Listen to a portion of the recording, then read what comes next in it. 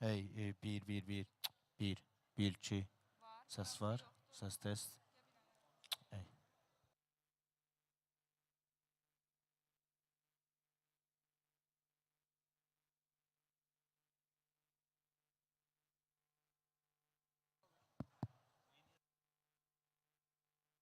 Bir, ses test, bir. Hey.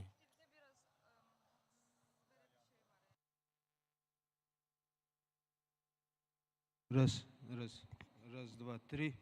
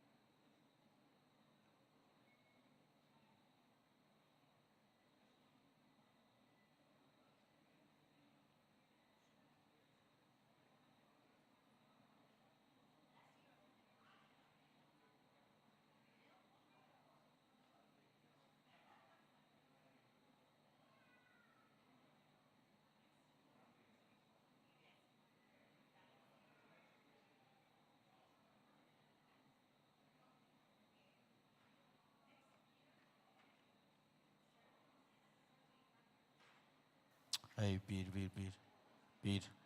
Bir.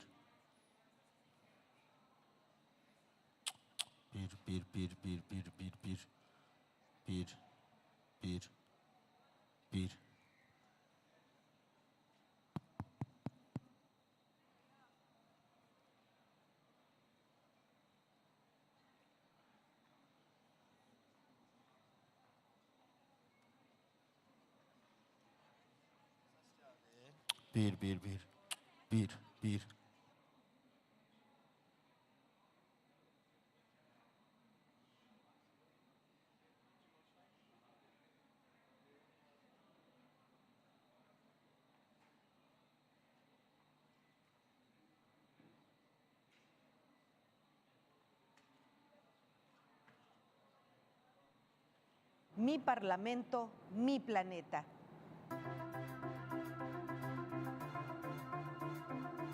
Soy Ana Lilia Rivera, presidenta del Senado de la República Mexicana y hoy participante en esta cumbre interparlamentaria en Naciones Unidas. El año pasado sufrimos las temperaturas más altas registradas, una sequía que no veíamos en 50 años. Pero también, por otro lado, en las zonas cercanas al mar, las tormentas y los huracanes se hicieron mucho más violentos que otros años. En los lugares donde hemos padecido escasez de agua por las lluvias, hoy fueron como nunca más aisladas. Indudablemente, el cambio climático presenta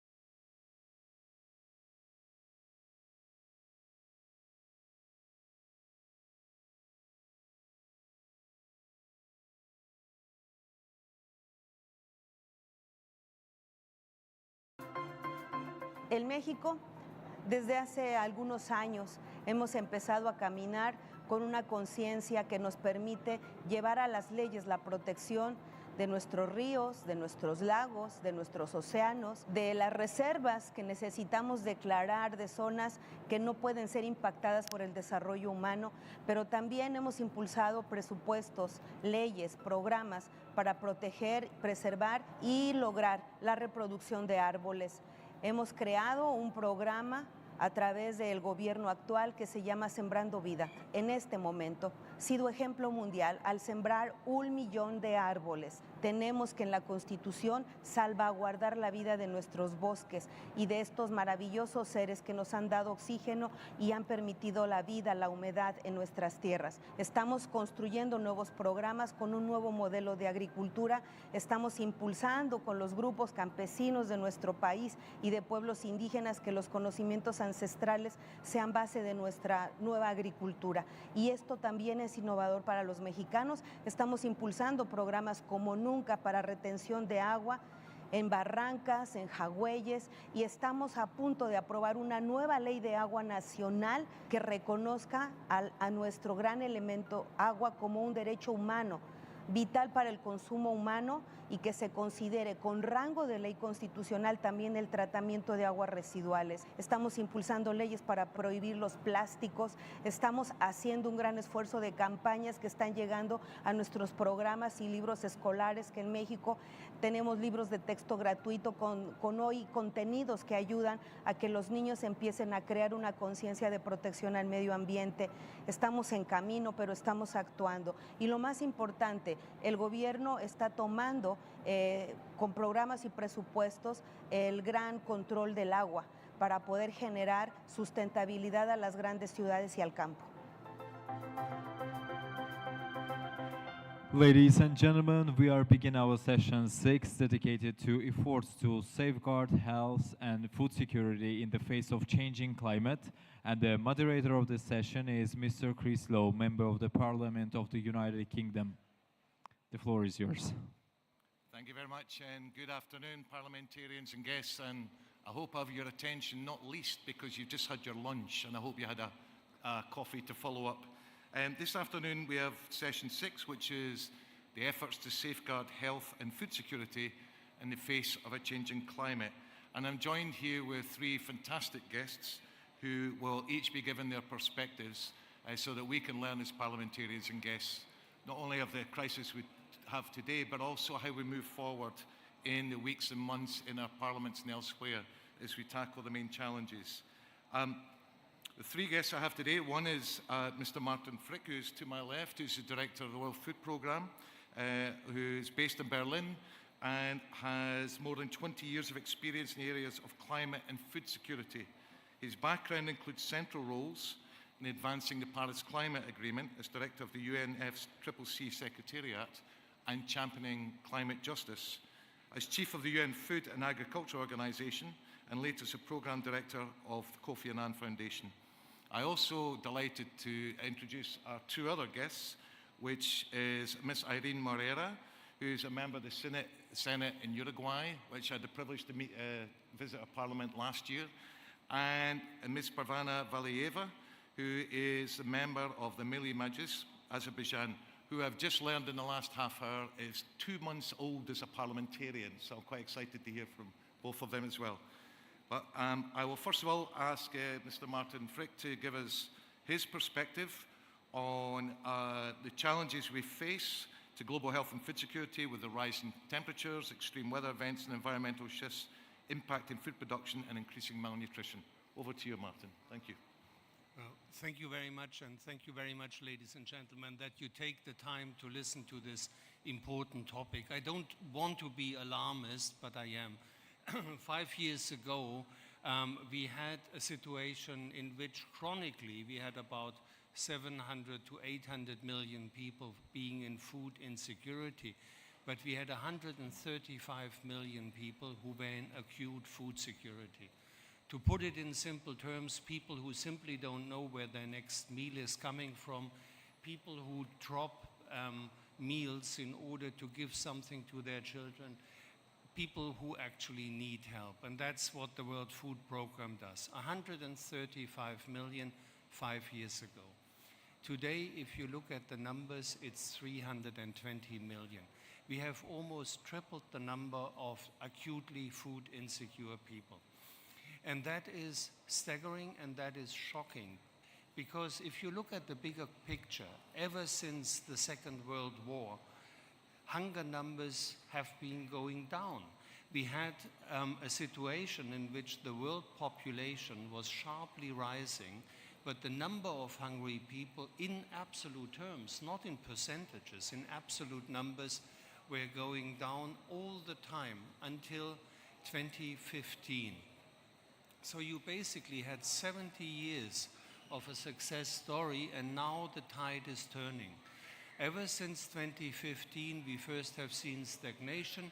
Now we see how the hunger numbers are constantly going up.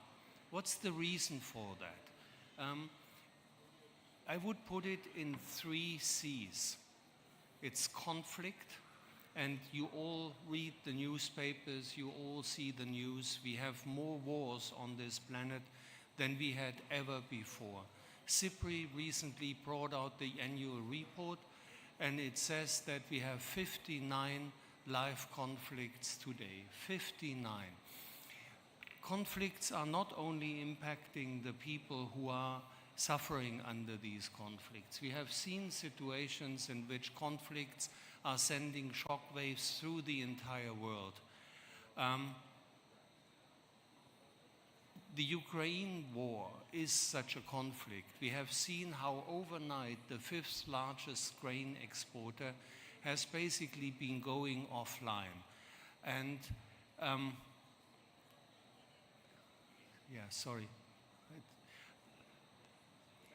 and that has sent price shocks all over the planet. We have seen in places as remote as South Africa or in Latin America how the costs have been soaring as a consequence of the Ukraine war. But even before that, with COVID, we have seen how supply chains are interrupted, how prices are going up, and this has been going on. If you're looking at the developing countries today, the least developed countries of this planet, the countries that have the biggest social problems, are paying $800 billion a year in interest. Interest, not in paying back debts. So obviously, this is crippling economies. What does it do? It actually is a cause of soaring inflation rates in many countries of the world. And I see many of you nodding because you see exactly how that feels. If you're in public service, if you're a doctor, a nurse, a teacher, with the same salary and inflation going up, this might be pushing your family into hunger and into poverty. We have seen also the loss of value of local currency as opposed to the US dollar as the main currency in global trade. So you need to put more of your own currency on the table in order to buy staple foods from the global market. And on top of it all, you still have constant 20–25% higher costs for staple foods on the global market. So we have conflict, we have the wars, and every war is a war too many. We have costs, and that's particularly a consequence of both, of the COVID pandemic, of the wars, and of a price level that is simply too high for many people. And then the third one is, of course, climate change. And it's breathtaking in a bad way how fast the impacts of climate change are over us. I'm looking into climate change professionally in many different incarnations since 2007. And I have seen the predictions that science gave us in 2007-8 for 2030, for 2035, even for 2040. Some of them are a reality today. If anything, we underestimated the impact climate change will be having. So for now, we are still in a situation in which we can say there is enough food for everyone. Actually, we could feed 10 billion people today. 10 billion. People are afraid of 10 billion. You know, pressure groups would tell you we have to increase production because we will never be able to feed 10 billion people. But we are already today. As it stands, we have a distribution problem. In rich countries, less than 20% of the grain that is being produced ends up on a table for a human being for consumption. The lion's share goes into fodder to produce meat, milk, eggs, and so on, and a big share of it goes into biofuel. Now, I am not arguing from any sort of ideological standpoint. I'm always saying I'm a meat eater myself. I drink milk. I'm not preaching to you, but I'm saying what we need to consider is what's the general picture? How much consumption is sustainable? And we need to particularly look into the quality of the consumption. The quality is decisive because food as a system is the biggest employer on the planet. And unfortunately, it's the provider of the worst job of the planet. If you look at migrant workers, if you look at people at the bottom of the pyramid, they are fruit pickers. They cross borders in order to work in agriculture. They work in slaughterhouses under horrible conditions. So there is an issue that we need to address too. So I have been giving you a sober assessment, and of course, on the topic of this session, the health impacts.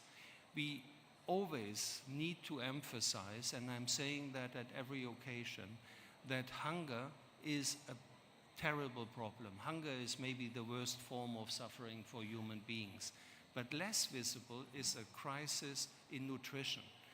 We need to bring not only calories to the table, we need to bring nutritious food to the table.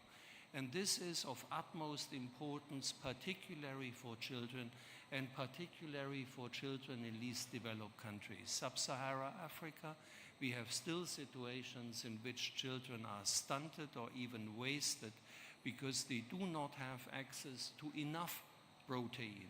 They do not have access to enough vitamins and minerals. So where are we leading with this? We have a hunger crisis, we have a nutrition crisis. Actually, we also have a nutrition crisis in rich countries. Look at the levels of obesity. Look at the levels of people who are suffering from non-communicable diseases, heart attacks, diabetes, even with children. What I'm aiming at, and I don't want to be Dr. Gloom, I want to give you a perspective, is we need to have transformation of our food systems. And that is an interesting and inspiring point. First, food is the most basic human need.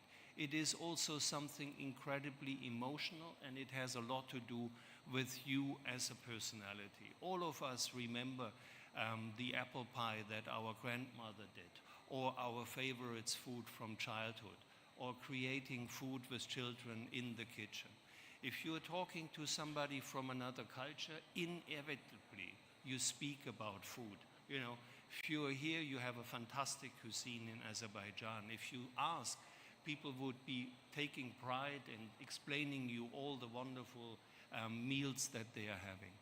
What we need is much more attention being paid to food systems.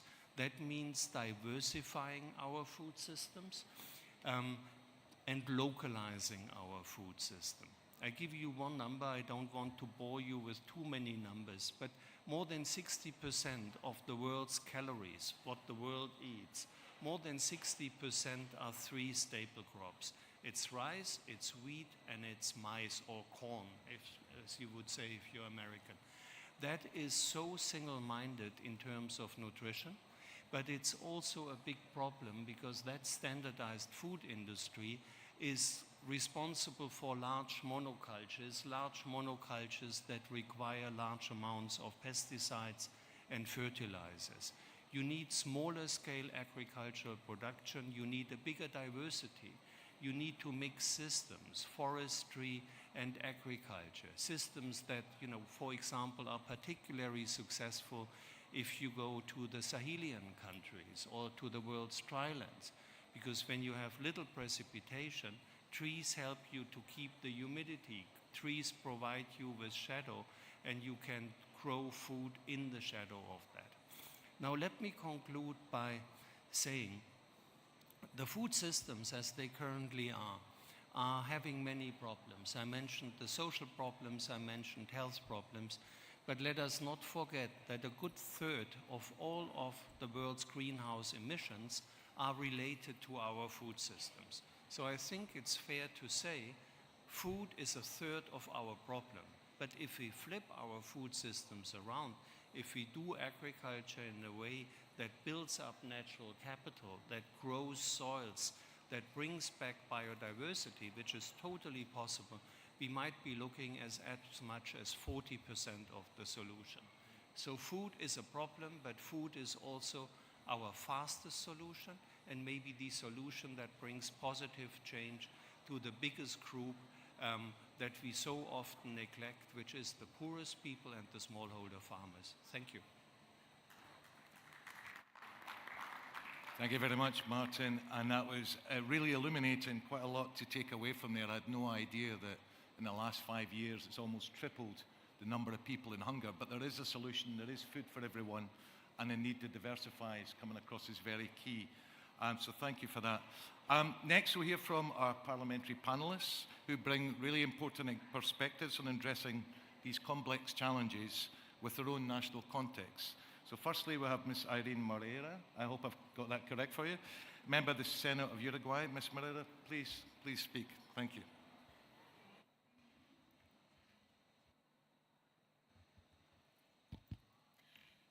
Muchas gracias, señor Moreira. Thank you very much, Mr. Moderator, Your Excellencies, distinguished members of the panels, ladies and gentlemen.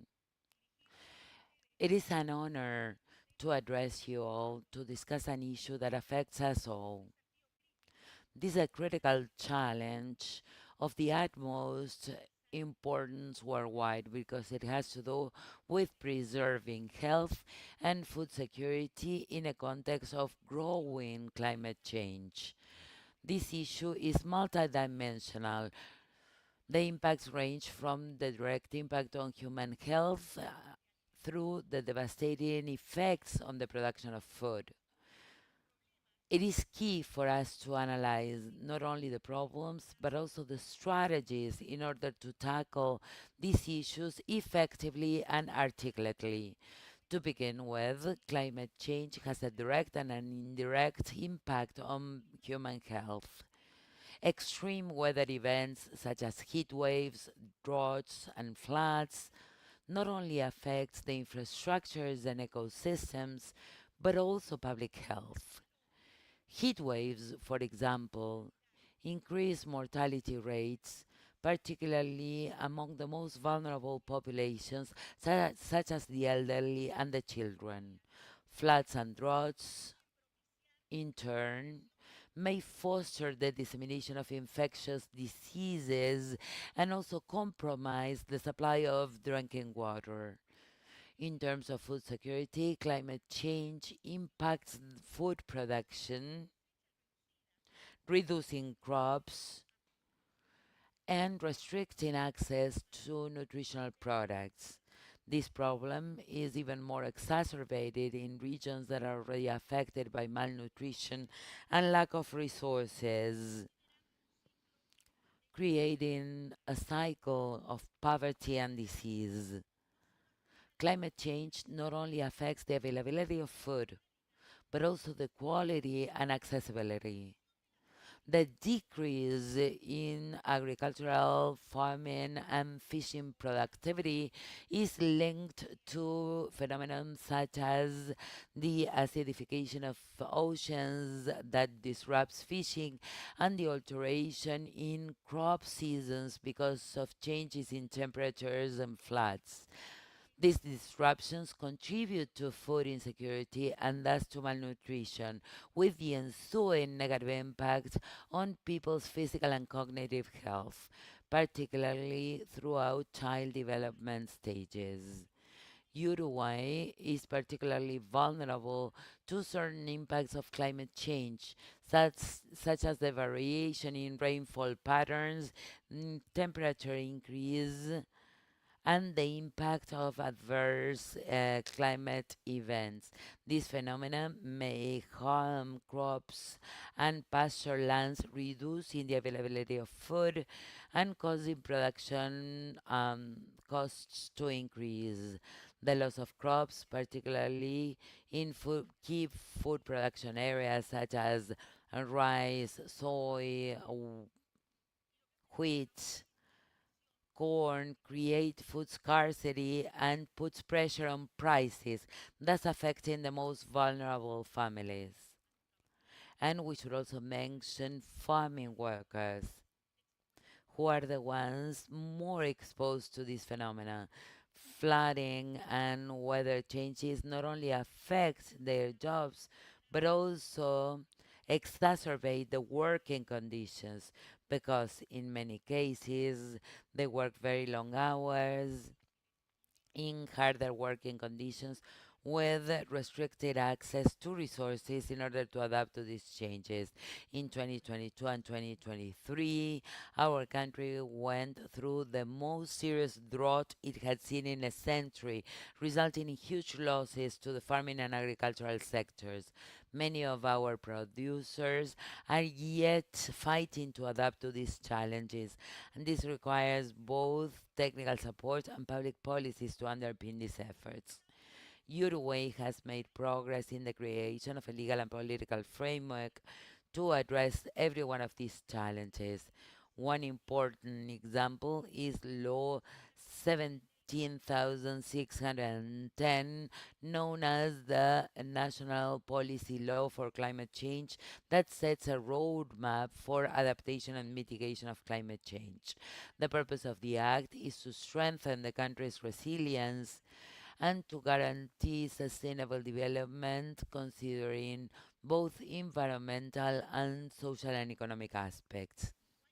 Moreover, Uruguay has been working on initiatives such as the Climate Change Adaptation National Plan for the farming and agricultural sector that seeks to provide support to producers with tools and strategies that will allow them to adapt to these changing conditions, guaranteeing the productivity and sustainability of their activities.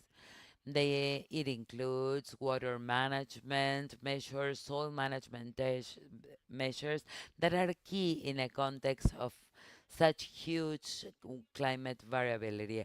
As we said earlier, climate change has a direct impact on health in Uruguay. Higher temperatures may exacerbate problems such as heat illness, as mentioned above, or mosquito borne diseases such as dengue.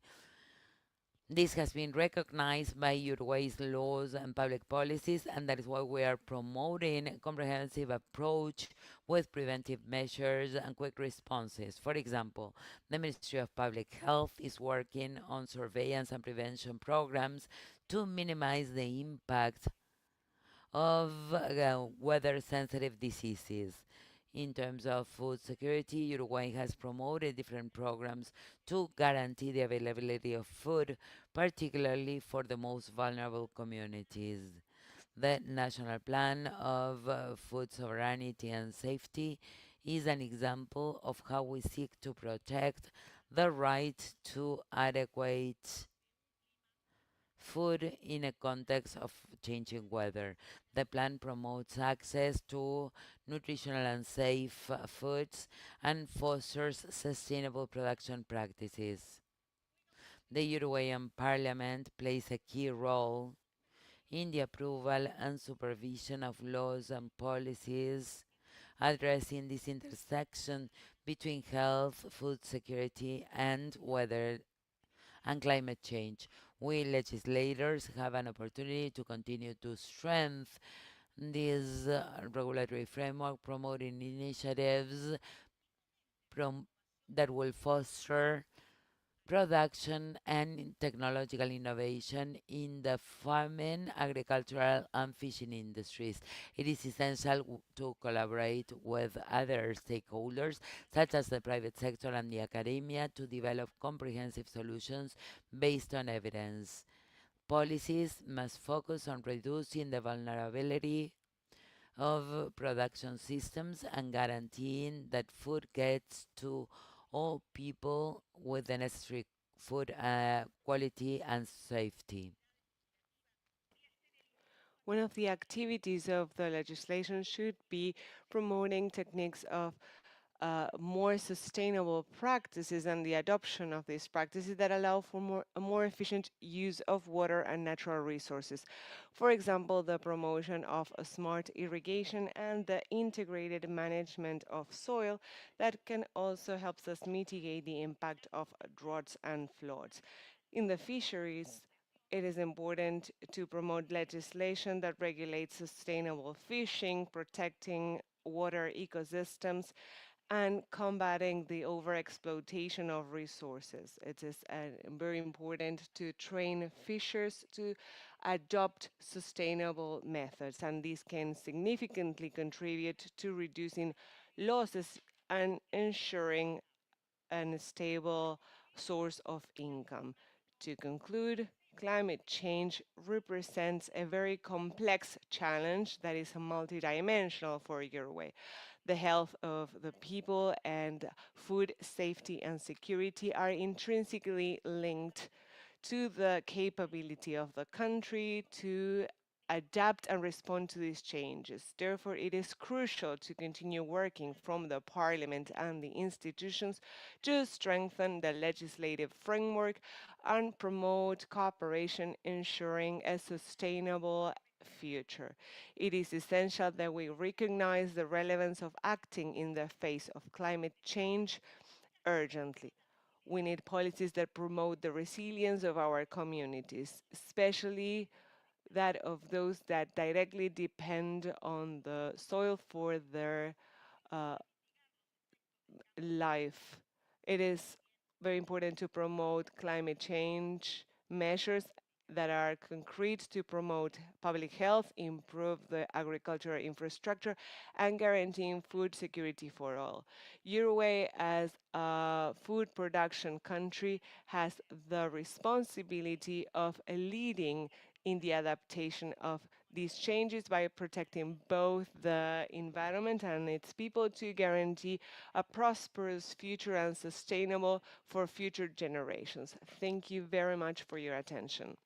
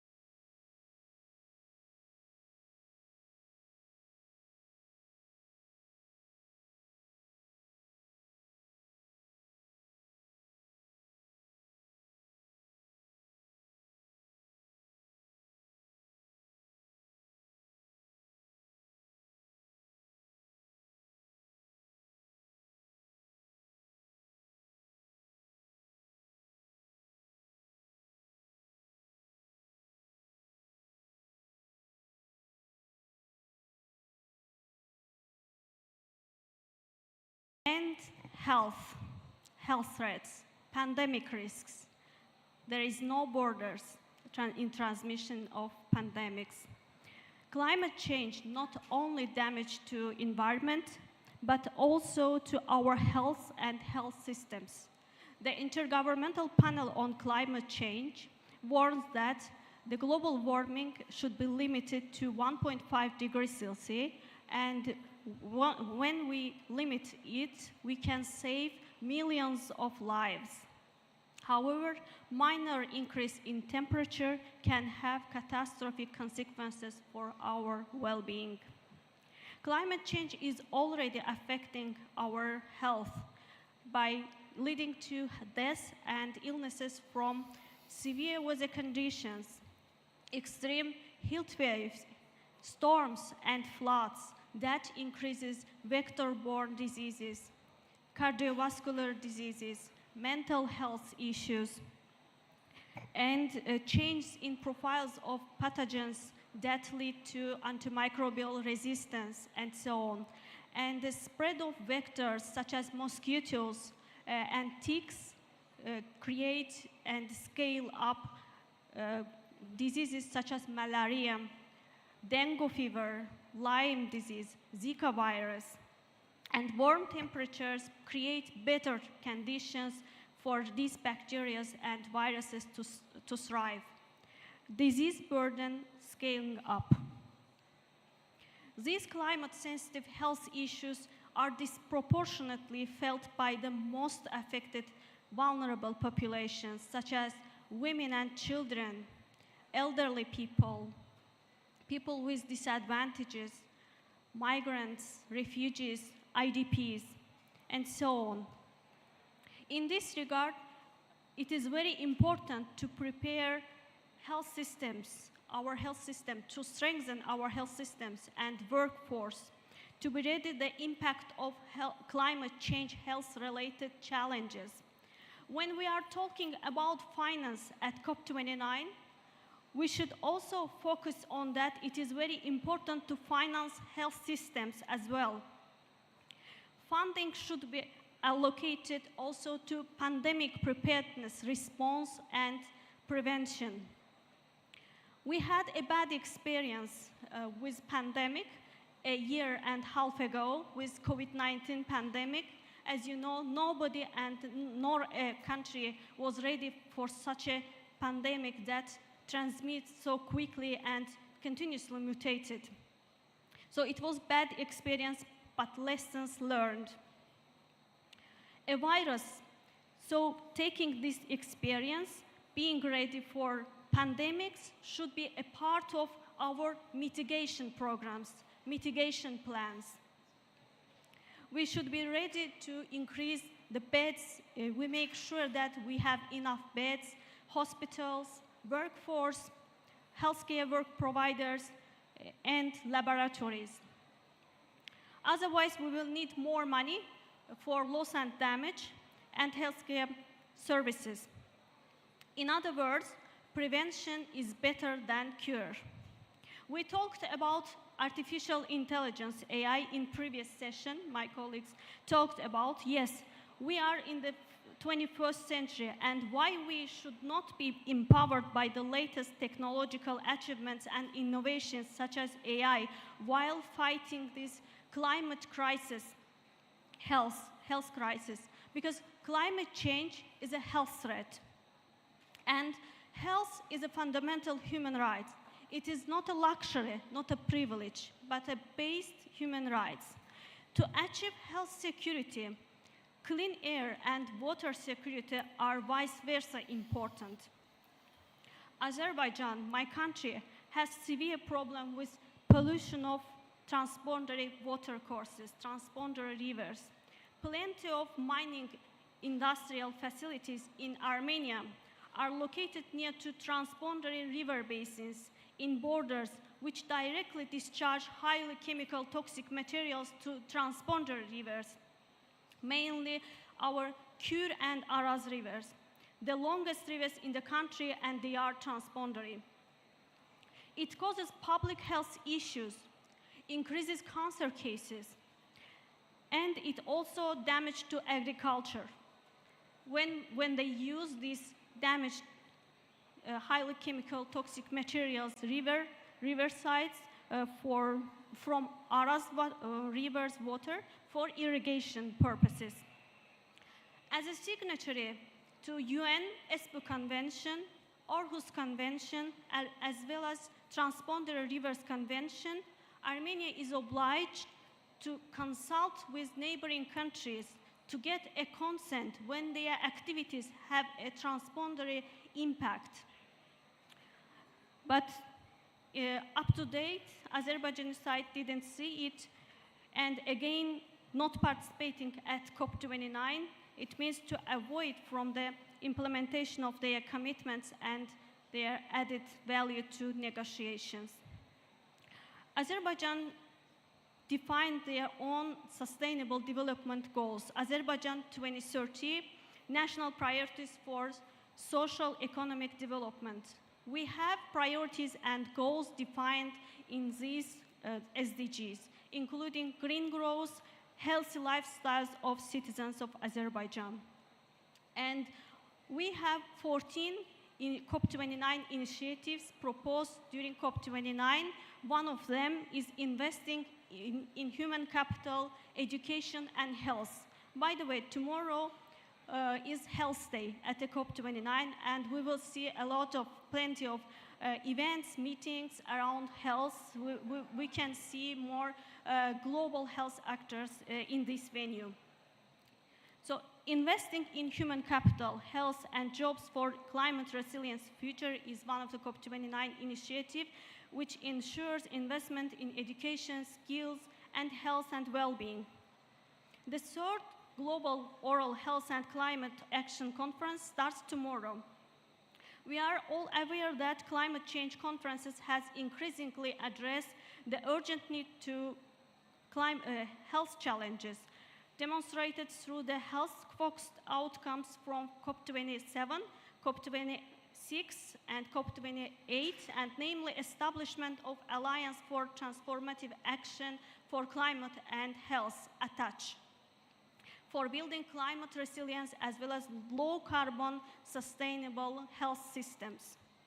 Taking into account the importance of health in climate change agenda, Azerbaijan declared its co-convener for 2 years to ATACH for 2024-2026.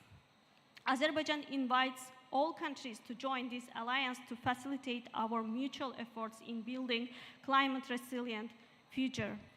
In 2023, Azerbaijan also initiated establishment of new 2 regional cooperation tracks within the framework of UN Special Program for Economies of Central Asia and Azerbaijan, SPECA. And our 3 cities are participating in WHO Healthy Cities Program.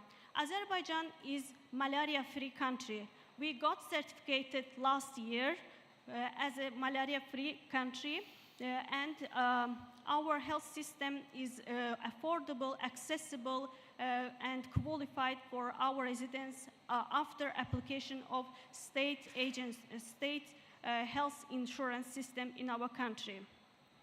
As parliamentarians, what we can do to accelerate climate action and what we can do to address the climate change related health issues, health challenges. Well, we can include innovative, accessible, affordable, and people-centered health services into our legislations, our laws. As parliamentarians, we also represent some group of people at the parliaments. We represent their interests and their needs and challenges. We represent also climate vulnerable groups, populations in our parliaments. So we are voice of them. And we can propose new laws to have more educated people, more educated healthcare providers that have climate change, environmental protection, knowledges as well as health. Also, we have a unique opportunity to propose to advocate to increase health budgets in our countries, national level, mostly to increase preventive measures in our countries. Also, as parliamentarians, we can support each other in international platforms with our advocacy. For example, advocating for to stop pollution of transpondary rivers. And we can strengthen our parliamentary diplomacy in climate change. Because pollution in one place is not limited. It has also cross-border implications. We have common atmosphere. We have common planet. So we should protect our planet together. And as our role as COP29 presidency provides an important opportunity to engage with parliamentarians as well to advance climate action for the benefit of our planet. Thank you for your attention. I will stop there and let's discuss together again. Thank you.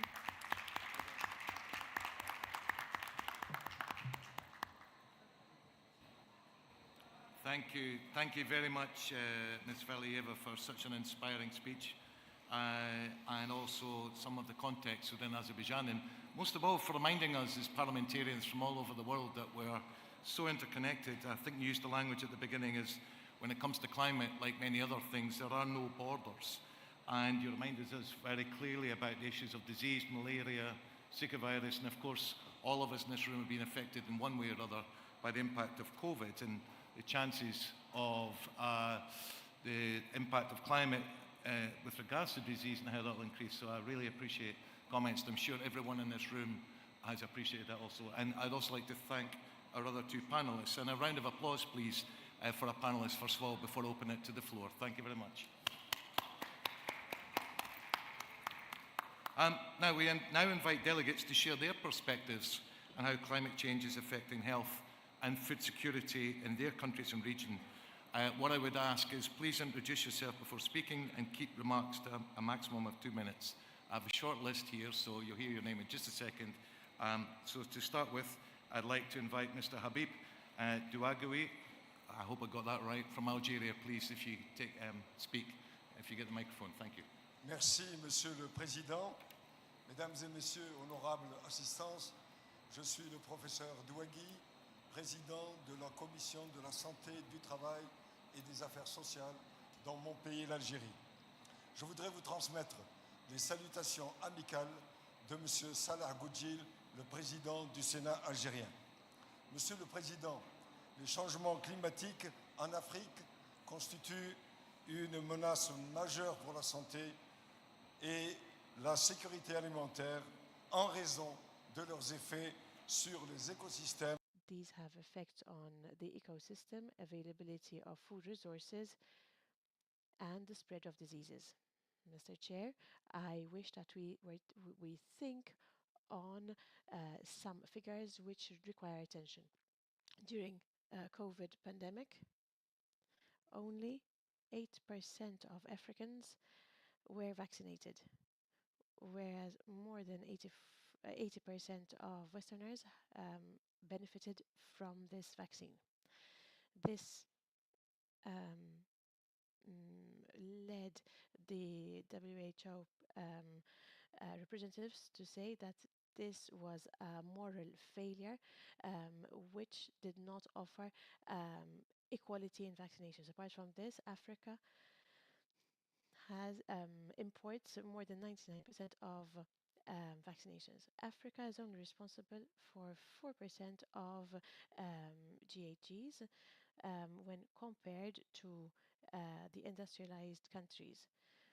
There is a responsibility of industrialized countries to solve the issue and to make sure that sustainable development is taken into consideration.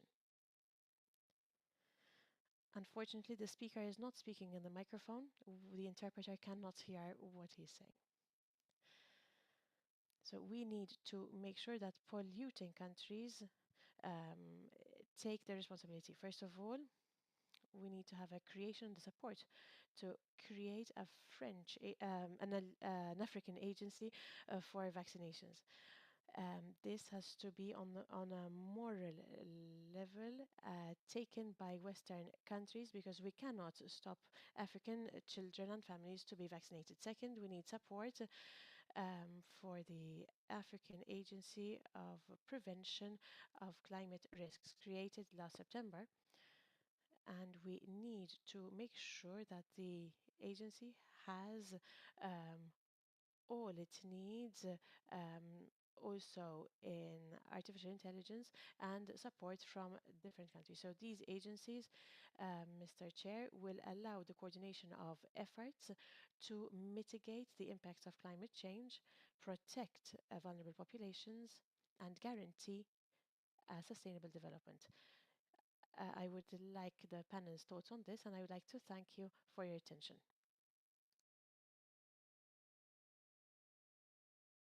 Thank you for your valuable contributions. I'll make a very small comment because I know we've got a short time, but recently I visited Afrigen, which is in South Africa, which is looking at the hub to create vaccines for COVID because of the very problem of most of it being vaccinated in the north, but in the global south losing out. So I appreciate you raising that point. I know we don't have time just now to go comments because I've got 4 other speakers. I think we're pressed for time.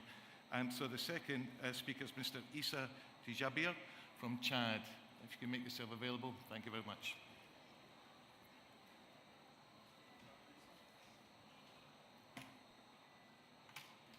Merci, Monsieur le modérateur. Merci les panélistes. Moi, c'est Issa Mardo Jabir, parlementaire. Parliamentarian from Chad, but also from the African Parliamentarians Network on Climate Change. I am also a member of the regional committee for the Chad. As you know, the country has been facing extreme weather conditions, and we're particularly vulnerable to climate change. The ecological issue has led to cultural, social, and economic, as well as anthropological problems. This has led to destruction and restriction of certain species as well, flora and fauna. And this has led to food insecurity, sanitary health, and also food insecurity. So today my country is also having a huge influx of migrants coming from Sudan and Libya, but also internal displacement of people, as well as floods. As you know, floods which have led to a huge loss, cattle, human lives, and destruction of fields, which of course leads to farmers today having to change their jobs. And Lake Chad has also lost a huge part of its capacity. Around 2 million people from the neighboring countries are now impacted and do not have the abilities to be independent when it comes to food production, etc. When it comes to food security, we need to be resilient. We need to have seeds which are resistant to heat, for example, and we need to think on the sustainable level. We have water management, and we need to support small farmers with technical assistance.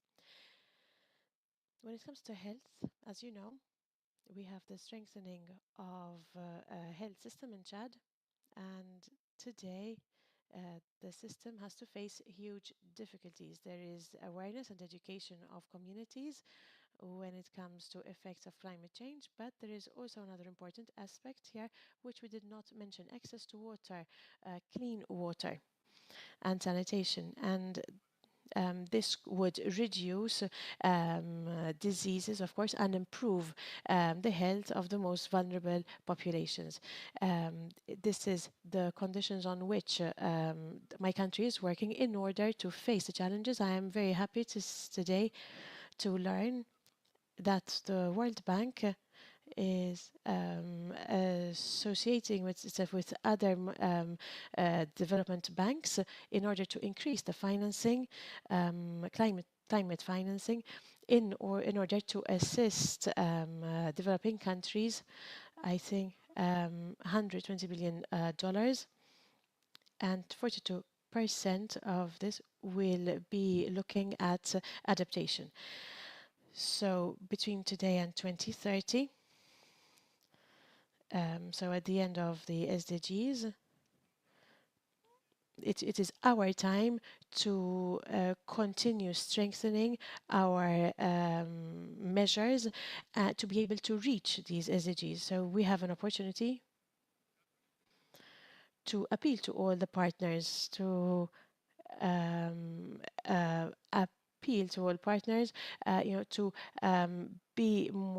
be quicker in the measures taken in order to help countries like mine, like Chad, because we are facing this huge burden. International NGOs and other international organizations are not able to assist Chad, but I thank you for your attention and hoping for a better change.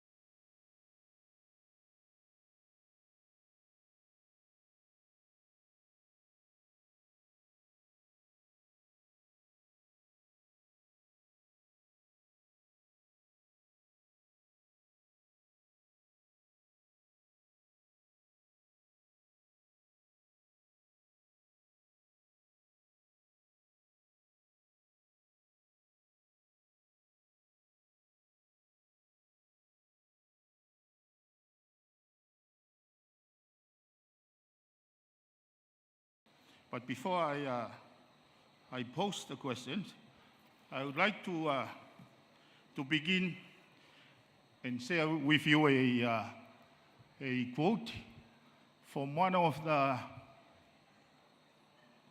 Poland academia that have won a Nobel Prize over her work on radioactivities. And I quote, "There is nothing in this life is to be, there is nothing in life is to be feared. It is only to be understood. Now is the time to seek more, to understand more, so that we fear less." This whole global phenomena have scared most of the small island states.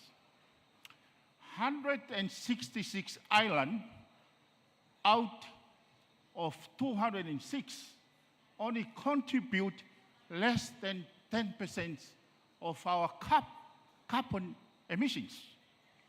166. Point that I'm trying to say here, they can sleep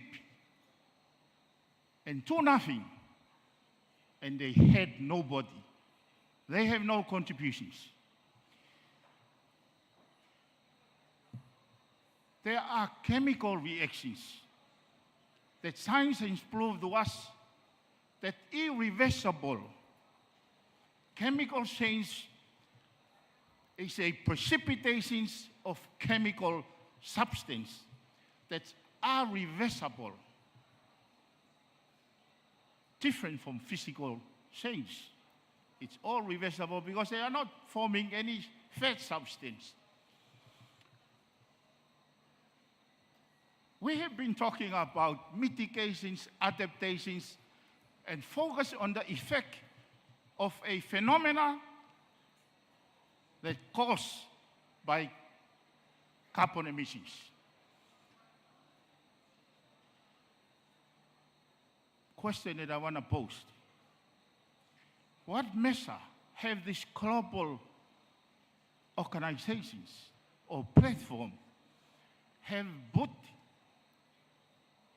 against the reductions and decomposing of carbon dioxide from our atmosphere? The only known scientifically, the only known decompositions of carbon dioxide is through the chemical reactions of the process of photosynthesis. when plant apply that chemical reactions, chemical process to decompose carbon dioxide and produce oxygen. But what has our couple and our wealthiest country have done to allow the atmosphere that has been warmed by carbon emissions? What have we done to assist the natural process of the chemical reactions? For us to have confidence, because we are innocent victims of the wealthier country burning fossil fuel in pursuit of their wealthiness. They have no bad intention. I believe wealthier countries have no bad intentions. They are just pursuing wealth. But indirectly, the consequences have suffered the smaller island state. 166 island or country out of 206 only contribute less than 10% of our carbon compositions. So question that I don't really care about mitigating the effects. I care so much about mitigating the cost. Carbon emissions. 80% of our energy demand is still based on fossil fuel. What do we do? What have you put as a global organizations? I am sure that each and individual nations are obligated for their own citizens in mitigations. There is no doubt about it. And I don't think that this organization should tell us that we need to do that, because we know we are here in Parliament for our citizens. We will find the way forward. But I am more concerned of what is in place, mitigation or measure to reduce. Because science told us that the chemical reaction is irreversible, that's why the global warming is still heading high. 2024, we have the hottest day, hottest sea, hottest temperature. But from 2015, we set a target. We agreed on certain initiative, but yet we don't see any result. Mitigations for us that are innocent victims of this whole phenomena, what have we got? You build your wealth by burning fossil fuel, and we are never compensated because we had no choice. It's about time that the finance mechanism architects should consider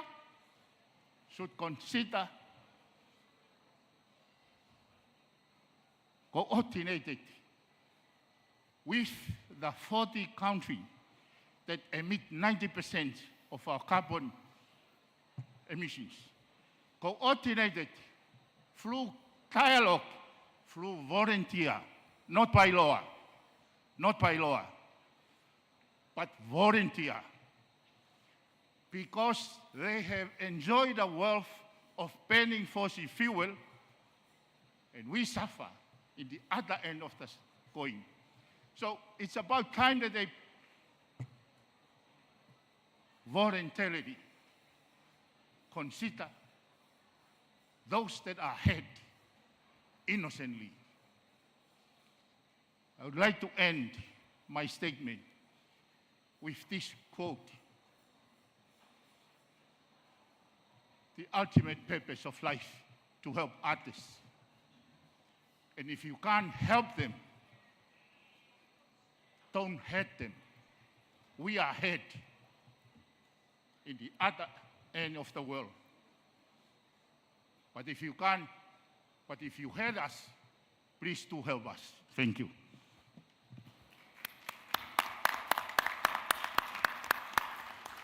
Thank you very much for your thought-provoking comments. And of course, Tonga is at the forefront of the changes, and in particular, as part of the Small Island Development States, acceleration of climate finance is absolutely important. And the comment you made at the beginning, which was really profound, and I've written it down, is nothing in life is to be feared, it's only to be understood. I will take that away with me. Thank you very much. Our next speaker is Mr. Ali Ozkaya from Turkey. Thank you. Konuşmamı Türkçe yapacağım.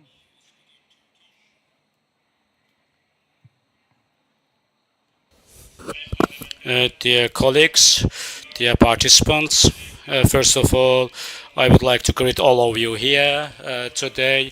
I would like to say thank you to Azerbaijan Sahiba Gafar, the chair of the Milli Majlis, and for organizing this event. And I would like to say, Azerbaijan people, thank you for hosting this event.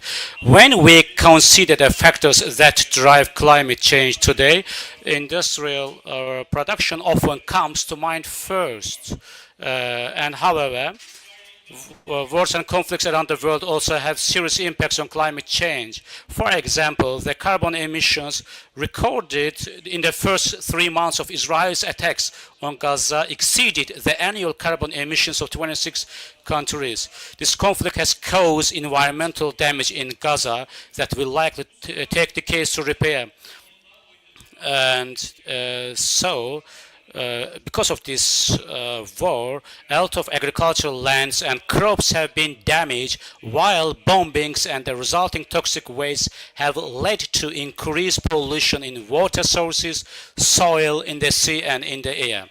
Moreover, climate change also brings negative impacts on health and food security. Food production, water resources, and agricultural productivity are all decreasing, and food quality is declining. Climate change threatens human health, especially for children, pregnant women, and the elderly. It leads to health problems such as anemia, weakened immunity, growth issues, and depression, affecting both physical and mental well-being.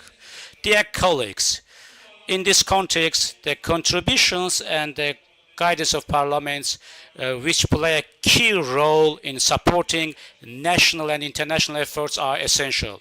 It's also our duty as parliamentarians to work to end the wars and conflicts in Gaza and other regions of the world that worsen not only the climate crisis but also the humanitarian crisis. And so it's very important to understand the situation. On August 1, the Russian-Ukraine the wheat agreement made by the leadership of Erdogan in Istanbul, and as a result of this agreement, the wheat was sent to different countries, to different parts of the world. So in this environment, I would like to, we say that a fair world is possible, and for future be bright and for the fair world, we all parliamentarians, we have to collaborate, and so we have to remind that the developed countries contribute a lot to the contribution of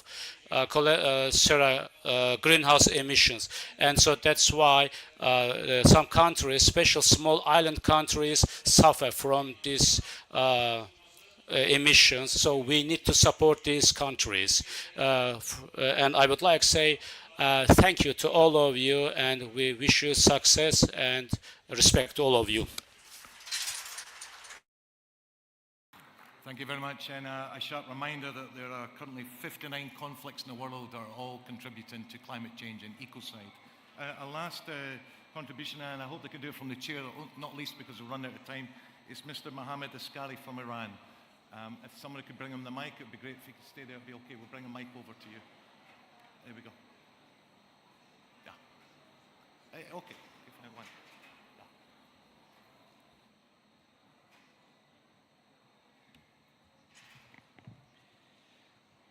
بسم الله الرحمن الرحیم. ابتدا لازم میدونم عرض سلام داشته باشم محضر همه همکاران عزیز و تشکر بکنم از مجلس ملی آذربایجان که همه ما رو در کنار هم گرد آوردن برای مسئله مهمی در بحث تغییرات اقلیمی و آب و هوایی. تلاش برای حفاظت از سلامت و امنیت غذایی در مواجهه با آب و هوایی که در حال the climate change. This is the topic. Dear colleagues, the important issue that we have to talk about in these meetings is related to the public health. There are alarming statistics which shows that more than 3 billion people in the whole world are being negatively affected by the effects of global warming on their health. Again, I emphasize that the reduction of greenhouse gases is no longer an option, but rather it is an urgent necessity. Today we see that developing countries, in terms of the developed countries are not fulfilling their duties, and they do not help the developing countries as they are expected to. We are living in a dangerous and tumultuous world full of threats and strategic rivalries and conflicts and climate change. So right now, climate change is a kind of serious threat against food security in the world. Food security is one of the current issues of the world in terms of humanity. The main threat is the bad effects on the production of food stuff and rising costs, heat waves, diseases, and epidemic diseases, which have brought about challenges to the producers. Certainly, we have to provide help to the developing countries so that they can prepare their infrastructure. Definitely, one of the missions and mandates of such gatherings and meetings is the health of people, just as the World Health Organization, along with its mandate of production of safe food, and also the Food and Agriculture Organization has mentioned, these meetings should continue. When we consider the COP27 and COP28, we see there is no special outcome. Definitely, the COP29 should have a considerable outcome, because we, representatives of our nations, have this responsibility to provide a decent life accompanied with decent health for our people and the upcoming generations. So we need a critical reform in our structures in order to have sustainable development solutions. And definitely, without an urgent move, we cannot fulfill this objectives. Through transformations in agriculture, we can provide adaptable changes for have a peaceful life for all.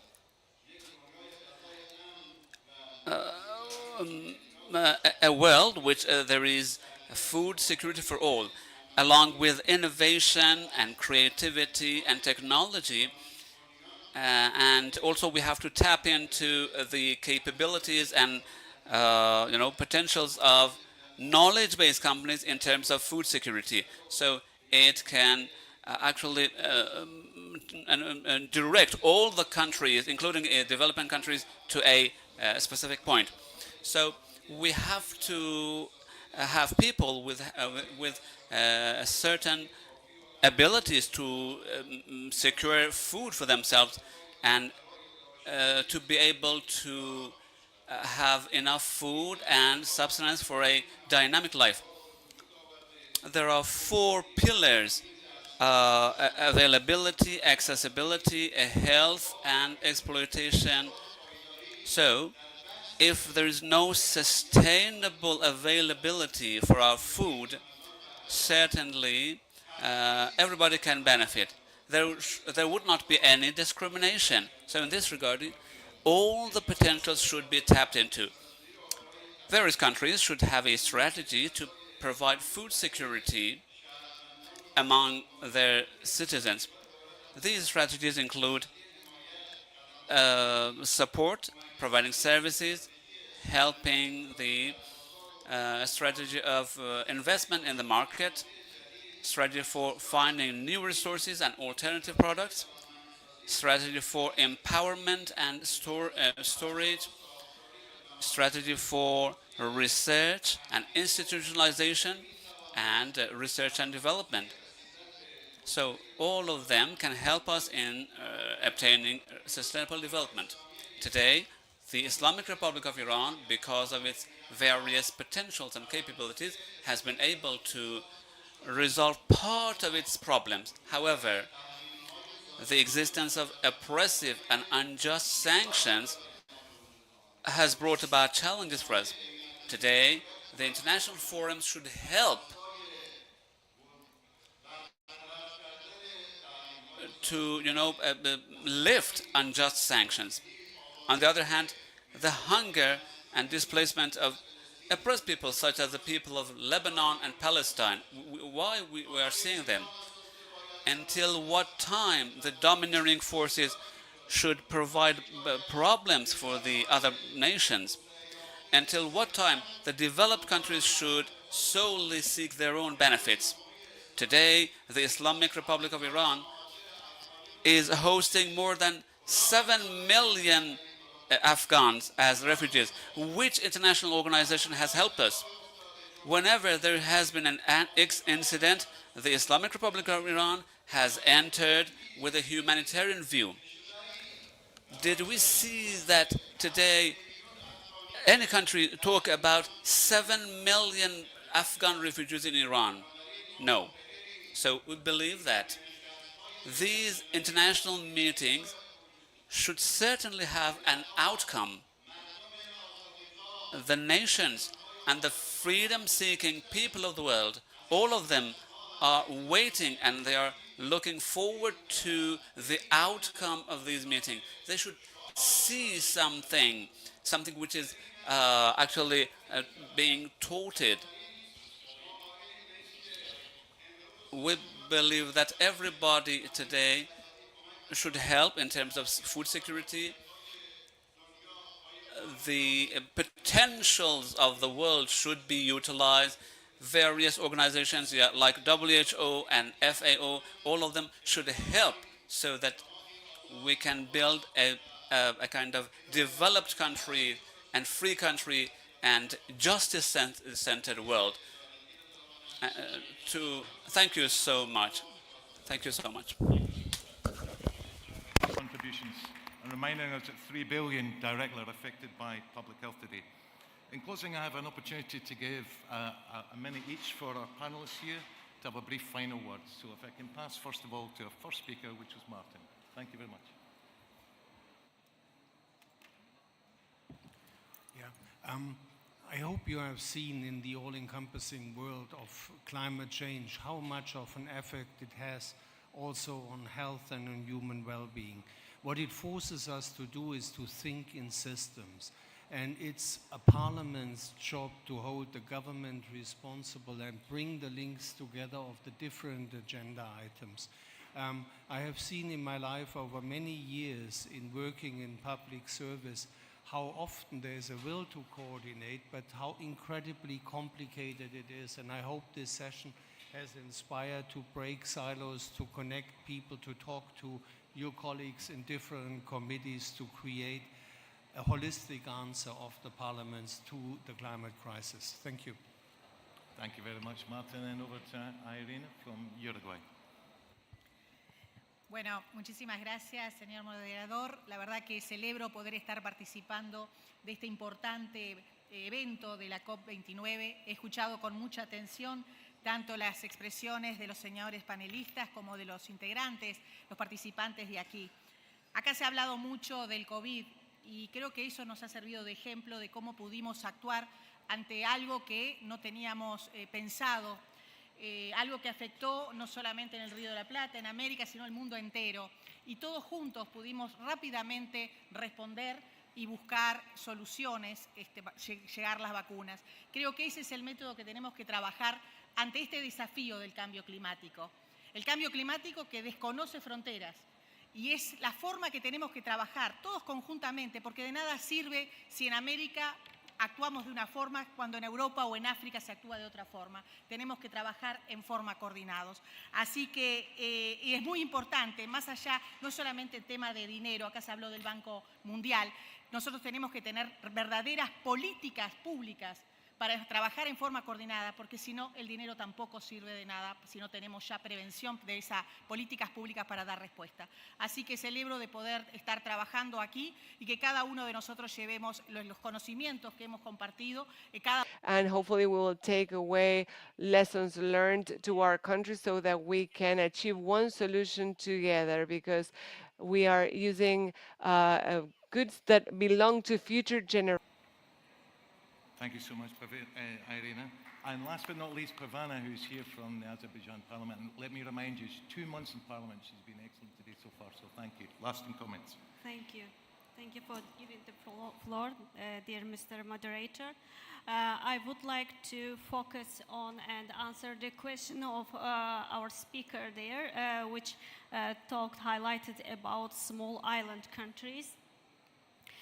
Decarbonization is vice versa important with decolonization.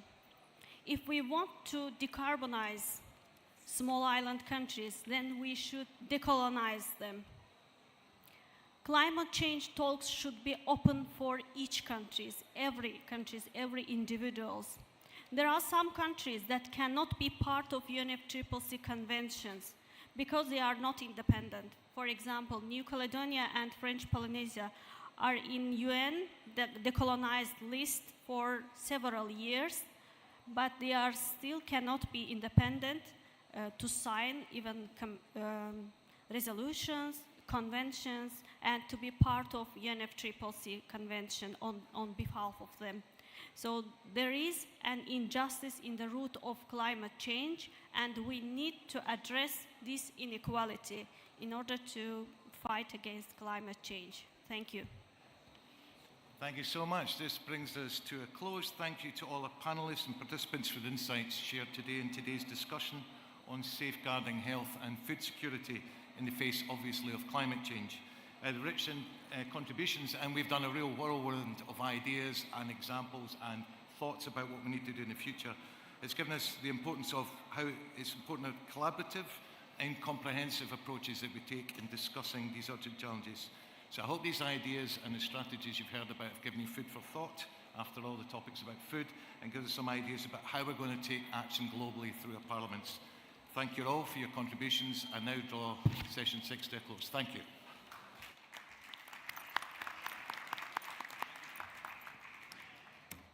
Ladies and gentlemen, and we begin for our next session, session 7, dedicated to navigating human mobility and climate change, addressing climate-induced migration and displacement. And the moderator for the session is Mr. Gaya Mammadov, member of the Milli Majlis of the Republic of Azerbaijan.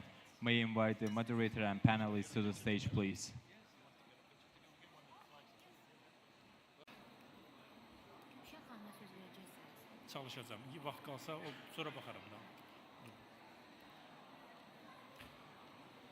Good afternoon, ladies and gentlemen, Madam President, dear members of Parliament, dear guests.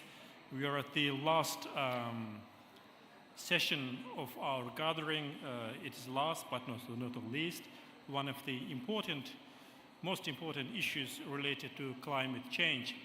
Before we start our panel, I would like to make an important administrative remark.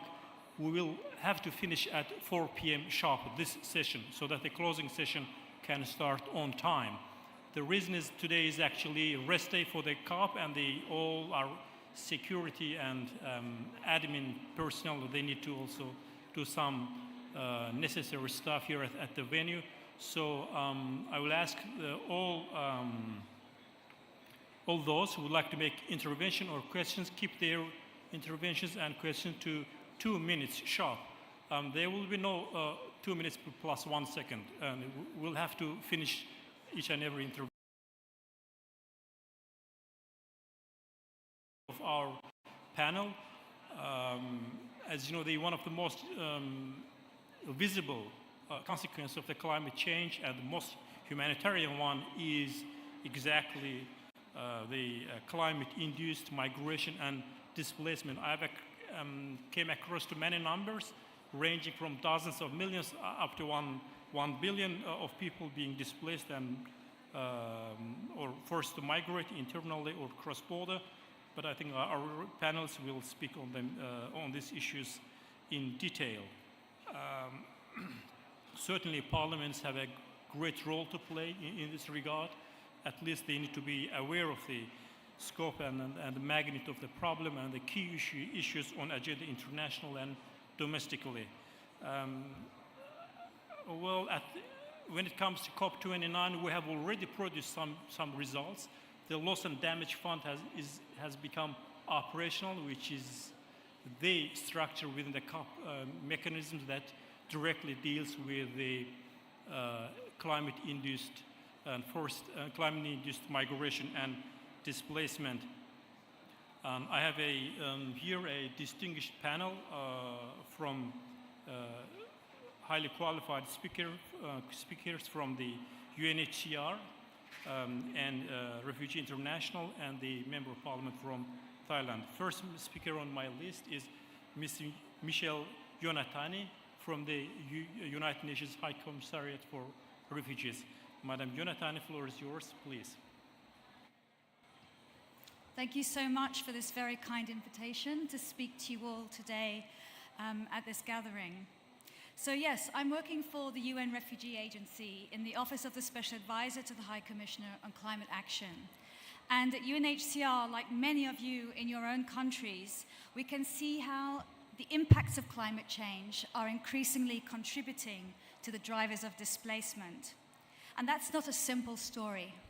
In fact, what we're seeing are increasingly complex patterns of new, of repeated, and of protracted crises and displacement, both within and across borders. Indeed, how this happens as a very complex is as complex and diverse as the countries and the communities and the individuals being affected.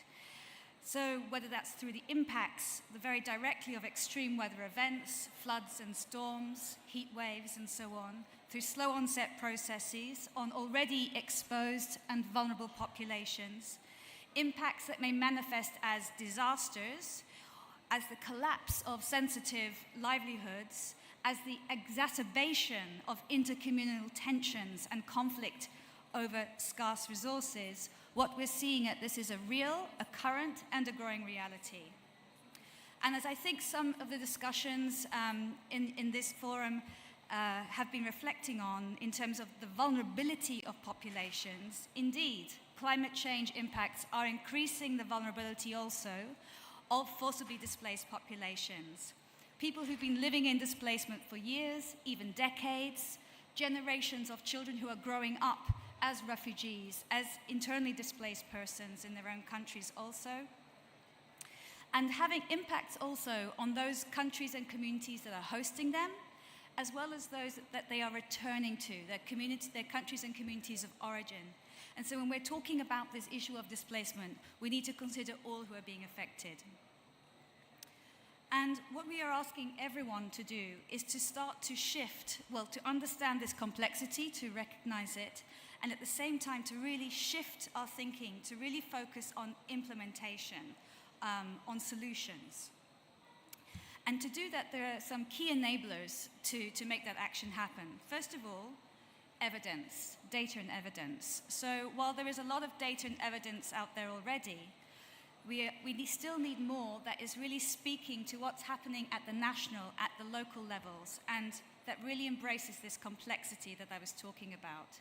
So the High Commissioner for Refugees, Mr. Filippo Grandi, was here during the Leaders' Summit earlier in the first week, presenting the launch of a new report from UNHCR, which is the result of collaboration with around 13 expert organizations and researchers, cutting-edge scientists, organizations also led by refugees themselves, helping to bring together that evidence that is needed by policymakers by planners, by communities themselves, to really recognize those interlinkages, how to design, plan for effective, targeted policy, financing, and of course the implementation that actually reaches the most vulnerable communities and individuals. I mean, we hear about this a lot, leave no one behind, all of these slogans, but how do we do it in practice?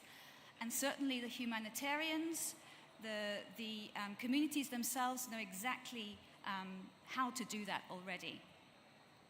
So in that report, what it's highlighting is that out of the some 120 million forcibly displaced people worldwide, that's people forcibly displaced by conflict and persecution, 3 in every 4 are currently living in communities already exposed to high to extreme climate change impacts. Countries like Sudan, like Haiti, Myanmar, Ethiopia, and so on. We've also seen, by bringing together the data and the modeling, that the number of countries facing extreme exposure to climate-related hazards is expected to rise from just 3 countries currently, this is the extremely exposed, to 65 in 2040. And most of those countries are hosting forcibly displaced populations. So that's the evidence. But of course also the finance, such a central discussion here at the COP. What we are really concerned about is that gap in financing for countries and communities where it is most needed, in fact, to address this escalating injustice of the climate crisis. That gap is absolutely stark. It's also growing. So currently, 90% of climate finance targets middle-income, high-emitting countries, while states facing high levels of fragility only receive around $2 per person in annual adaptation funding, and that's compared to $161 per person in non-fragile states. And then even when it is reaching countries, we are observing that less than 10% of climate finance in fragile states actually is leaving the capital cities, rarely reaching the local level where refugees, internally displaced persons often are. Finance. Another third point, of course, which is why parliamentarians naturally are incredibly important in your role here, is around governance and a need for strengthened protection of people displaced by the impacts of climate change, but never climate change alone, but its intersection with conflict with other drivers of vulnerability. And this isn't a theory, this isn't a political position, it's a devastating daily reality, with people being forced to flee within and across borders in search of safety, and states have responsibilities to ensure that they have access to safe territory, to documentation, to protection against forced return to situations which are simply unsurvivable. So indeed, all of you as parliamentarians have a really critical role to play in reversing these trends through actions which are needed to protect, to include, to invest, and to accelerate. To protect displaced people by applying and adapting, first of all, the existing legal tools that are out there. So there have been a lot of discussions around, does a refugee status, does international refugee law apply? Well, yes, actually, in certain circumstances, it certainly does. And we have done a lot of further thinking and provided guidance on this very topic. To include the voices and the specific needs of displaced populations and their host communities in climate finance and policy decisions. This is still really a gap. So while we hear in the COPs year on year, this discussions around displacement and human mobility more broadly is getting more attention, we're still not seeing that translate systematically into provisions in the NDCs, in the NAPs. Invest. So as I said on finance, we need to invest more in building climate resilience where the needs are greatest, and fragile and conflict-affected settings must be included there. There is no excuse to say it's too difficult, it's too challenging, it can't be done. It is being done. We know it can be done. It must be scaled up. There are ways of doing this, and communities themselves should be the first to be asked about how to make that happen.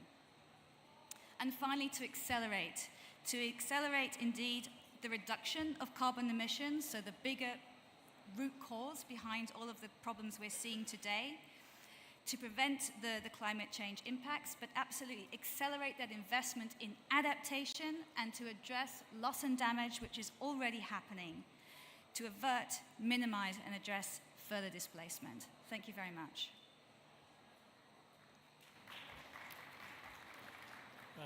Thank you very much indeed, Madam Yonatani, for the very insightful and comprehensive coverage of this highly important topic. Indeed, a durable solution in case of climate-induced displacement is much harder than other types of displacement. Yeah, finance, that's important. The issue of the COP29, it is common and differentiated task for the entire UN family, all member states, I'd say. All right, again, thank you very much. Now, next speaker on my list is Ms. Ayo Helen from the Refugee International. Refugee International is an international operating non-governmental organization. Madam Helen, you have the floor, please. Thank you. Good afternoon. I want to start my statement by asking you all questions. There's a question I've never got an answer. I've been asking myself for the last 5 years, but I didn't find the answer. Maybe I can find the answer in the room here today. I would like to know what is the color of climate disasters. And does climate disaster have ears? Does it have eyes? If it does, why for all these years we've been discussing climate disasters, but it hasn't gone away? It's still with us. I am here today to represent the refugee community. I'm a South Sudanese refugee, born and raised in Uganda. I still live in Uganda. As we all know, Uganda hosts about 1.7 million refugees from East Africa. And climate disaster, it's really affecting us, the refugee community in East Africa, so badly. And we want to be part of the solutions, not beneficiaries.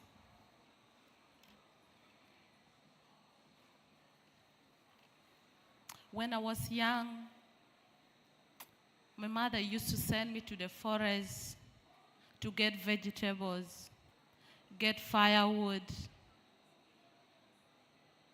I knew forest as a supermarket where I get food from and also energy. But now I live in a settlement that has no trees. It's bare. We hardly find food because our supermarket is no longer there. When I look at our eyes in the house, I see potential refugees. Do you know that at any point you will become a refugee in future? And what we are facing today will also affect you. Climate disaster is real, and it affects the poor people most because we live in an area that is already exposed to climate change. As I speak, just last week, 380,000 South Sudanese were displaced by flood. And they're crossing border, entering Uganda, going to Kenya and Ethiopia. And nobody's speaking about them.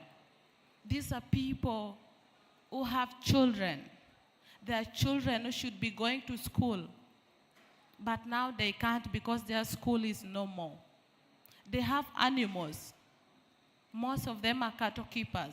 Now they're moving from their place, going to other region where it has been occupied by the farmers, and there's already conflict because farmers and cattle keepers can't stay together. They are crossing border to Uganda, and all the 13 refugee settlements in Uganda, are in remote areas, already exposed to climate disasters.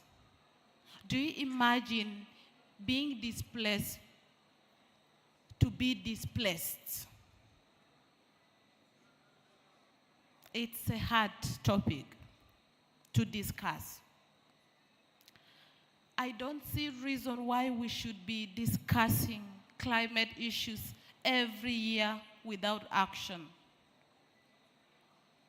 COP started 28 years ago, and the discussion will go on.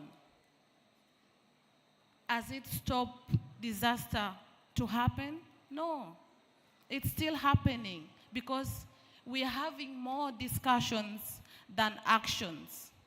I think this is time we should take actions.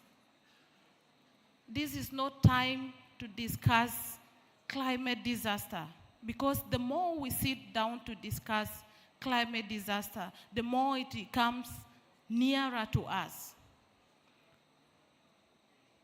I just imagine that one day during COP, God forbid, disaster will unfold when we are inside here discussing about climate change. Do you imagine that? That you're here sitting about climate disaster and outside landslides happens. You get out, you have nowhere to go. There are no cars. There are holes surrounded, and you have to rescue yourself. That is the time we shall understand that in climate disaster, there should be more action than discussions. And that's what I request us to do. My questions to the MPs from African region: when do you think Africa will become energy independent? Do you have that question in the back of your mind? We depend purely on the Western world in terms of energy. The solar energy that Africa should have access to, it's more expensive because it comes from China. It comes with a lot of tax because it crosses several borders to reach Africa. So when are we going to become energy independent? Because the grid is not reliable. And in Uganda and in any part of the world, you see the kind of structure that refugees live in. It's already enough to expose them to wind, leave alone disaster. If rain comes, only the wind can blow away your tent. So by the time rain comes, you're already outside. You have nothing to do.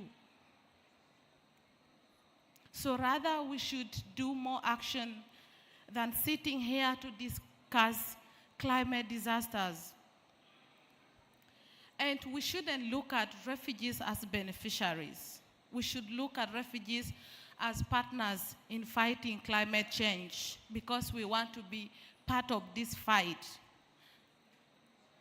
And we should also make climate financing accessible to the civil society and refugee-led organizations, because refugee-led organizations are doing so much, but they are not even mentioned in COP discussions. If I'm to ask how many refugees are here to attend COP, trust me, shall not even reach 10. We are very few. It doesn't matter the state you are, but trust me, we are all potential refugees.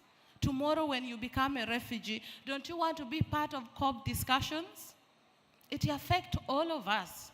So all of us need to be in these discussions. And we need to take action together. My last request to all the MPs in the House that please develop policies with the consideration of the voice of the refugees, especially the NAB, I am part of the NAP committee for Uganda with the intention that the NAP will be inclusive of the voice of the refugees in Uganda. And what about in your countries? Can you take Uganda as a good example to make sure that your NAP is inclusive of the refugee voice in your countries? If you're not hosting the refugees, just imagine yourself, close your eyes, seeing yourself crossing border one day without anything in your hands, becoming homeless again, and you will understand the need of including refugees in your NAP. Thank you.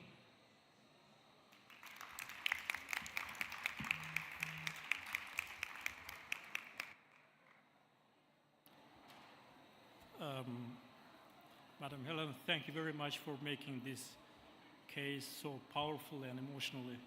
Indeed, the climate-induced migration is the most significant and the most underreported consequence of climate change. It is something relevant for entire discussions, not only in the intergovernmental format, but also for the parliamentary format. Here we have a speaker, MP, Madam Distinguished Member of the Thailand Parliament, Madam Saniwan Wabon. Madam, you have the floor, please. Thank you, Mr. Chairman. Good afternoon, honorable panelists and ladies and gentlemen. It's my pleasure to present the Thailand experience on human mobility in relation to the climate change in this session. Thailand is the 18th rank in the world for greenhouse gas emission. But we are in the top 10 in the world on the global warming index list. We are facing with various extreme events and climate-related disasters. Thailand's national economy relies on agriculture sector. The farmer is very vulnerable group because they need to rely on the weather for their plan for the cropping calendar. So their livelihoods are impacted by the changing participation pattern with increasingly common extreme events and also flood in some areas and more extensive drought period in others. When farmers from the rural area province with high poverty rates, particularly in the northeastern part of Thailand, repeat drought leading to the reduction of harvest output, are often temporarily migrant to urban area, fighting for their new works to earn a living. Recently, we are confronting with the flash flood and landslide in the north of the Thailand. Over 10,000 households affected and gonna have the storm with the extreme rainfall in the south at the end of this year. Samut Sakhon province situated along the coastal line face severe coastal erosion resulting from the sea level rise. So the evidence suggests that in only 5 years from now on, parts of the coastline receded by over 30 meters, leading to the critical infrastructure and resident destruction, which result in the inland relocation of families there. Over 20% of our population live in flooding area and has been displaced as a result of this natural disaster. With forecast by the World Bank and ADB, coastal flooding could affect a further 2.4 million people by 2070. With regard to the climate-induced human mobility, Thailand has issued both domestic displacement and cross-border migration. Over the 15 years, 94% of displacement caused by storm, while the rest of 6% caused by flood.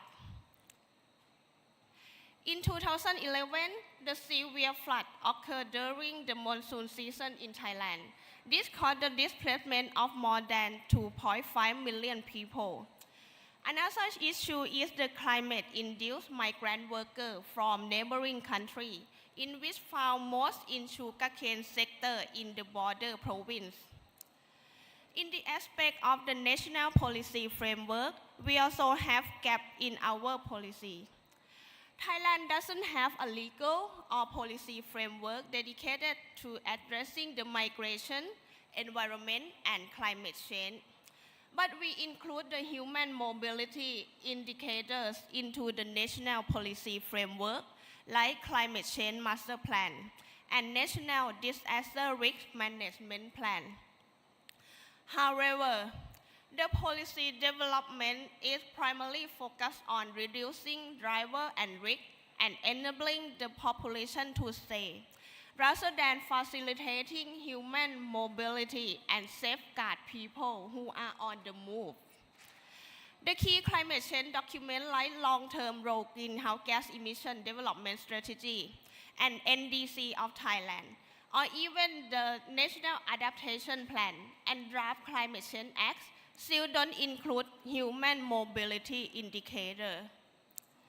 While cross-border displacement of migration is absent in the identified policy framework, Thailand have the MOU with Cambodia, Laos, and Myanmar. At least the national level, we only have the Immigration Act. Therefore, there is a role of the parliamentarian to fill this gap by working closely with the government in formulating the robust policy to strengthen adaptive capacity of local people, which can be done in various ways. The budget should be allocated to build the resilient infrastructure, like Spong City model is one example that can be applied in Thailand. Moreover, the climate data should be provided for local community. Comprehensive, the early warning system should be installed throughout the nation.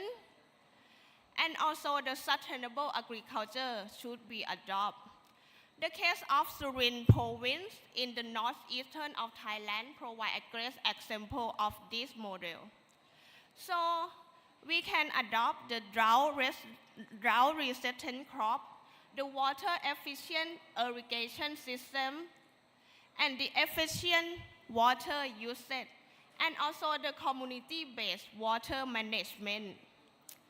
In applying these measures can reduce at least 15% of migration to urban areas, as farmer well-being will become better and more secure and more certain.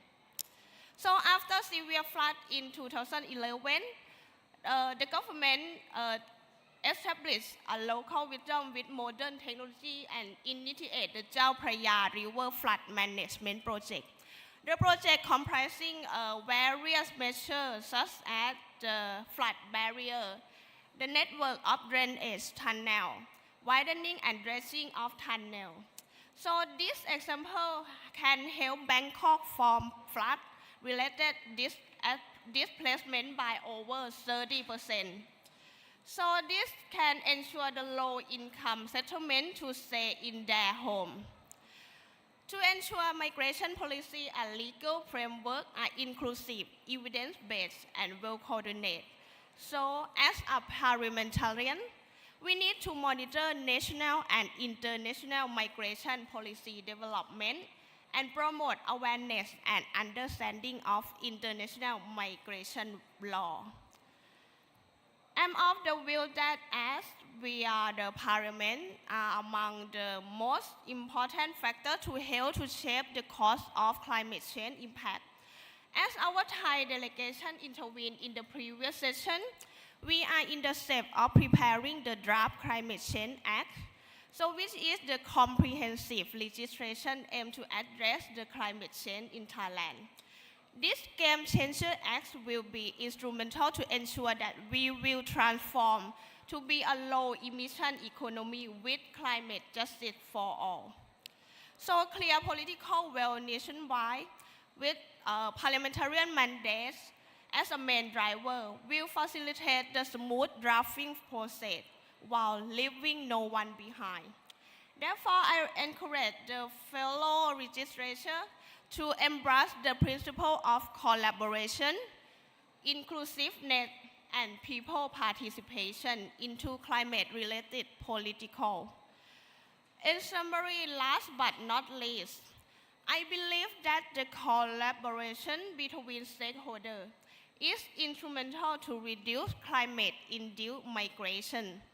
Local communities could and must be at the forefront of the creation of climate resilience strategy. As already mentioned, the government-initiated policy should be designed with a will to ensure the voice of the local be ahead, so as to achieve the most effective local climate action and reduce the chance for climate-induced displacement. The public-private partnership on key climate-related projects within local communities should be instrumental, as these organizations have available resources and manpower to ensure success and effective deliverable. Also, international support to the climate finance and adaptation is significant to build resilience in local communities that are often susceptible to climate change and climate-related migration. As Ms. Ayu said, we discussed for a long time already, so it's time to act now. We are facing extreme weather events today, not tomorrow. Thank you very much.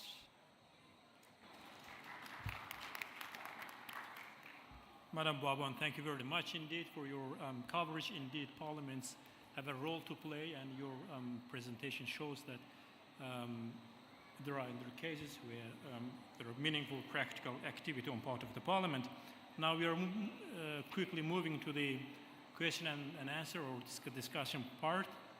I have in my list 9 inscribed speakers. I hope they all will be able to speak given the time limitation.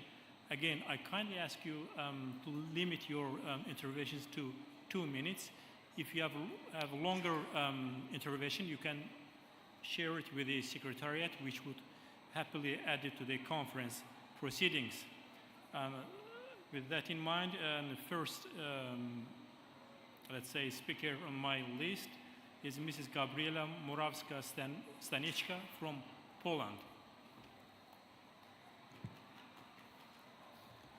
Honorable guests, dear friends, I'm still thinking about the powerful speech we heard a few minutes ago of our panelist from Uganda.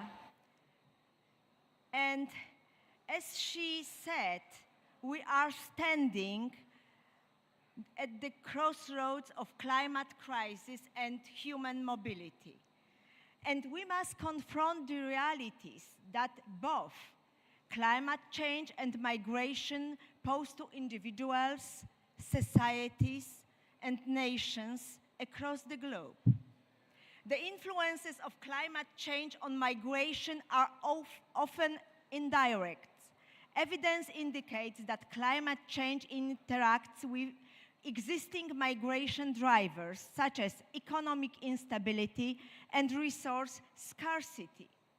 When the productivity of agriculture declines, of livelihoods are threatened, families are compelled to seek opportunities elsewhere, resulting in migration.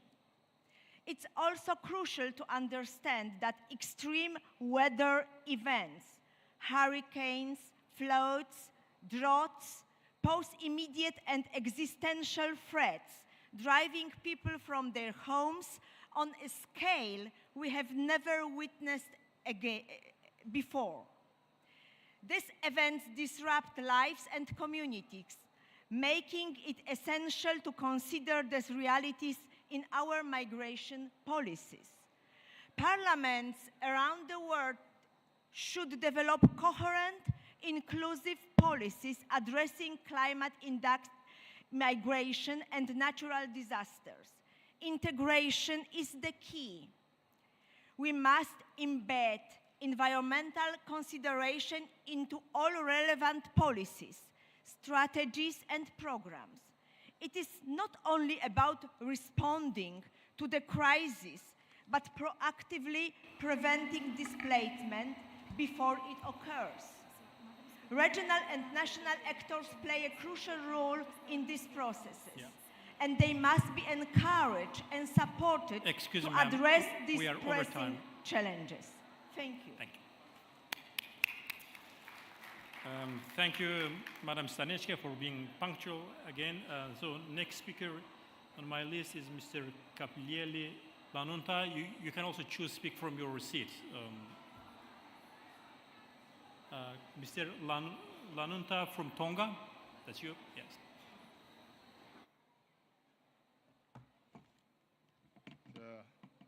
Thank you, Mr. Moderator. I felt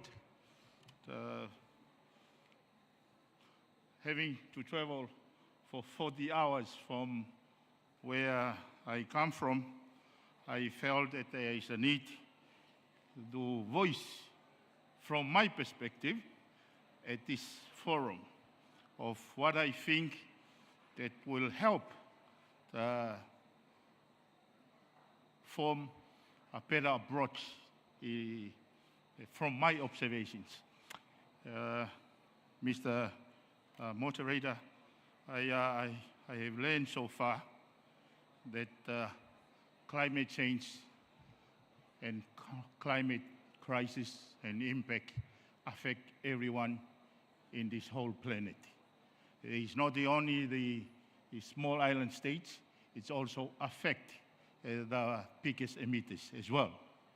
The difference is because the biggest emitter have collected enough wealth to counter that impact in their own resources. Whereas for us, the innocent victims, we lack the resources to combat that. I have learned that this Paris Agreement have set a target, only two targets, is to tackle the climate system change and also to tackle its negative impacts. In this conference, 29, you have set the center of, or the front of this COP29 is the finance mechanisms. There was a session on the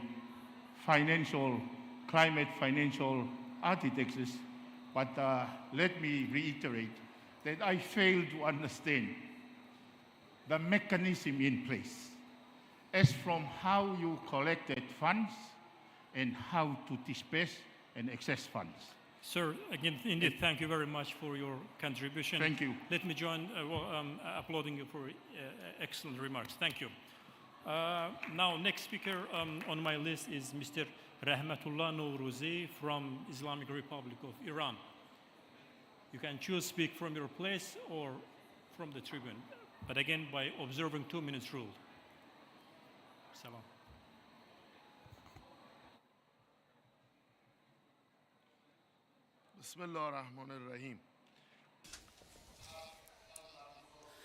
I would like to appreciate the organizers, the Parliament of Azerbaijan, for organizing this meeting. All of us should acknowledge the reality of the climate change and, on the other hand, the massacres of people in the occupied territories by the Israeli regime. So all of us should pay a special and serious attention to the climate change and resort to new technologies and approaches. Today, we are witnessing the plight of humanity caused by the atrocious regimes, and it is our historical and humanitarian responsibility.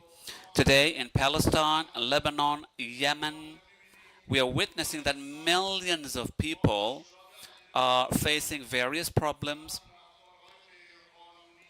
They are being treated inhumanely and savagely by the Zionist regime, the climate change, and forced displacement. So these are all occurring at the same time. So this process should be stopped as soon as possible.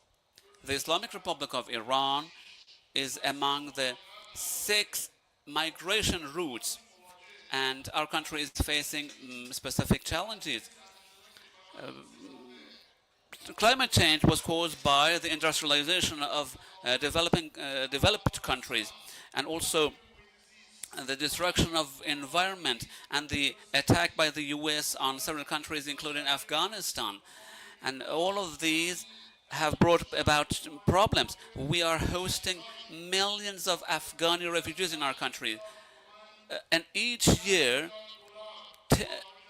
annually, more than $10 billion is incurred by our country for these refugees. So the international community should take a serious approach in this regard.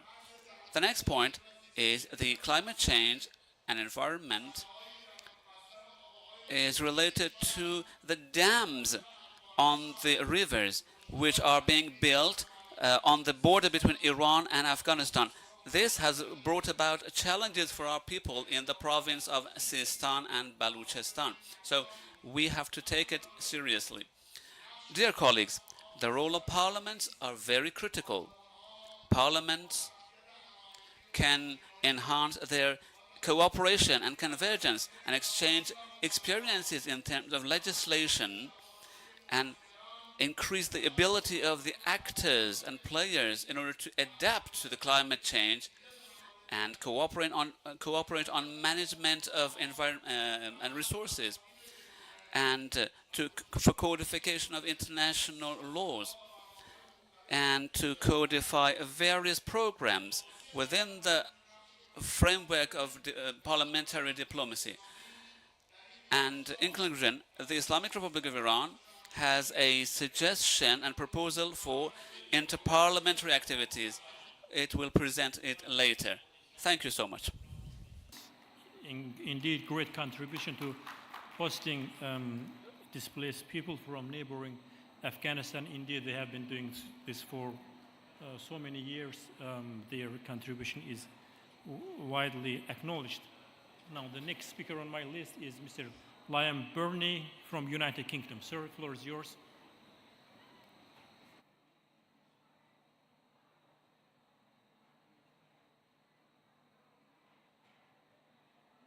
Sir, 2 minutes rule. Chair, thank you very much for giving me the floor again today. And let me repeat my thanks both to Martin, a fantastic Secretary General of the IPU, and congratulations to the staff for bringing us together. But I also want to say a huge thank you to the rapporteur from the Azeri team for making sure that we bring together a text on which we can agree.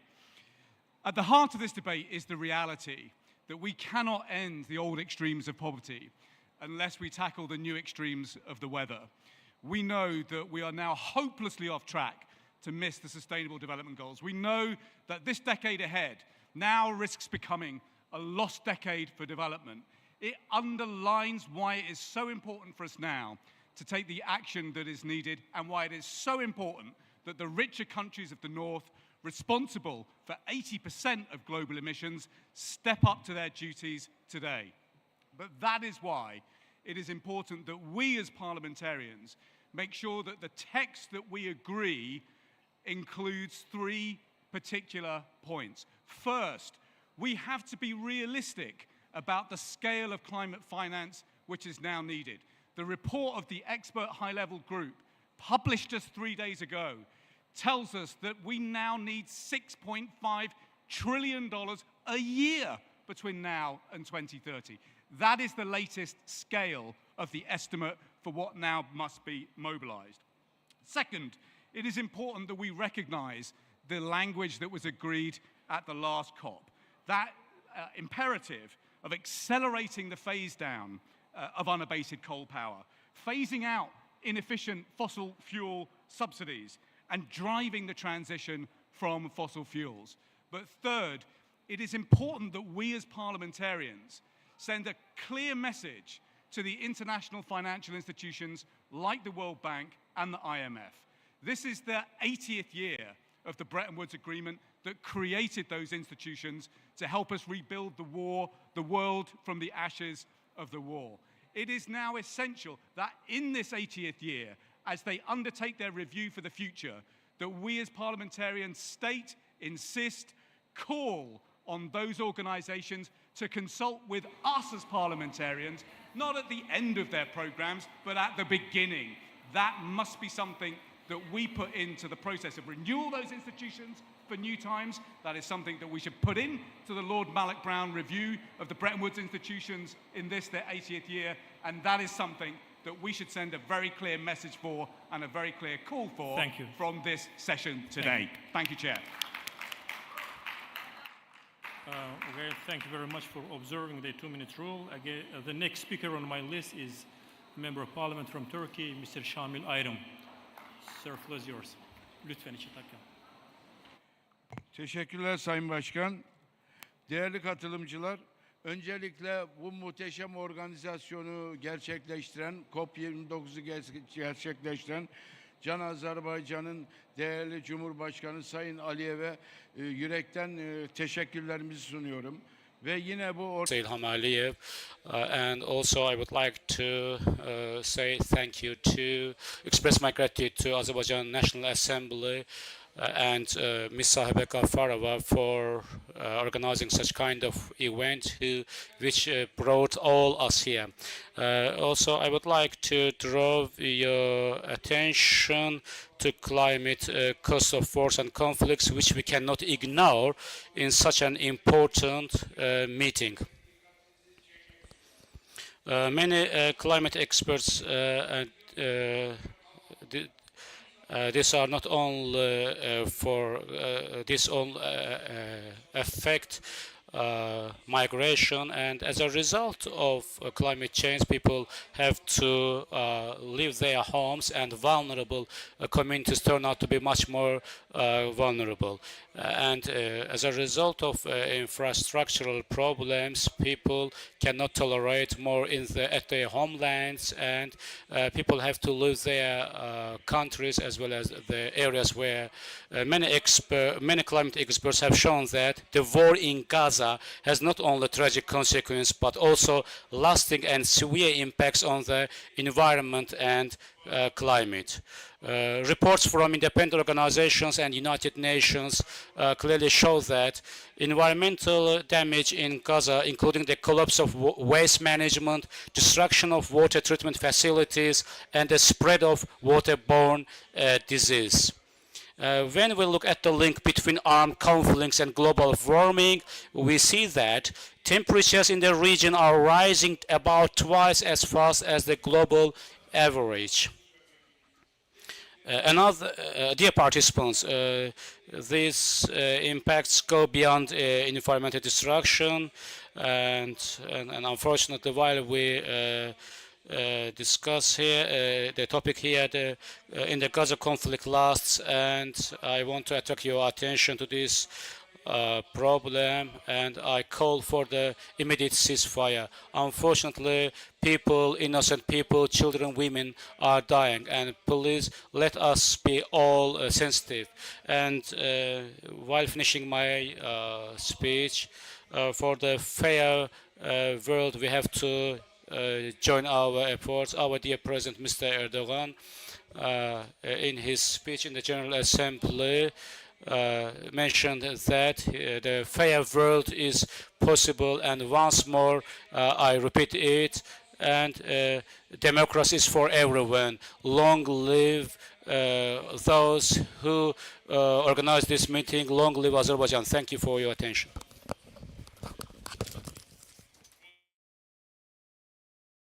Ms.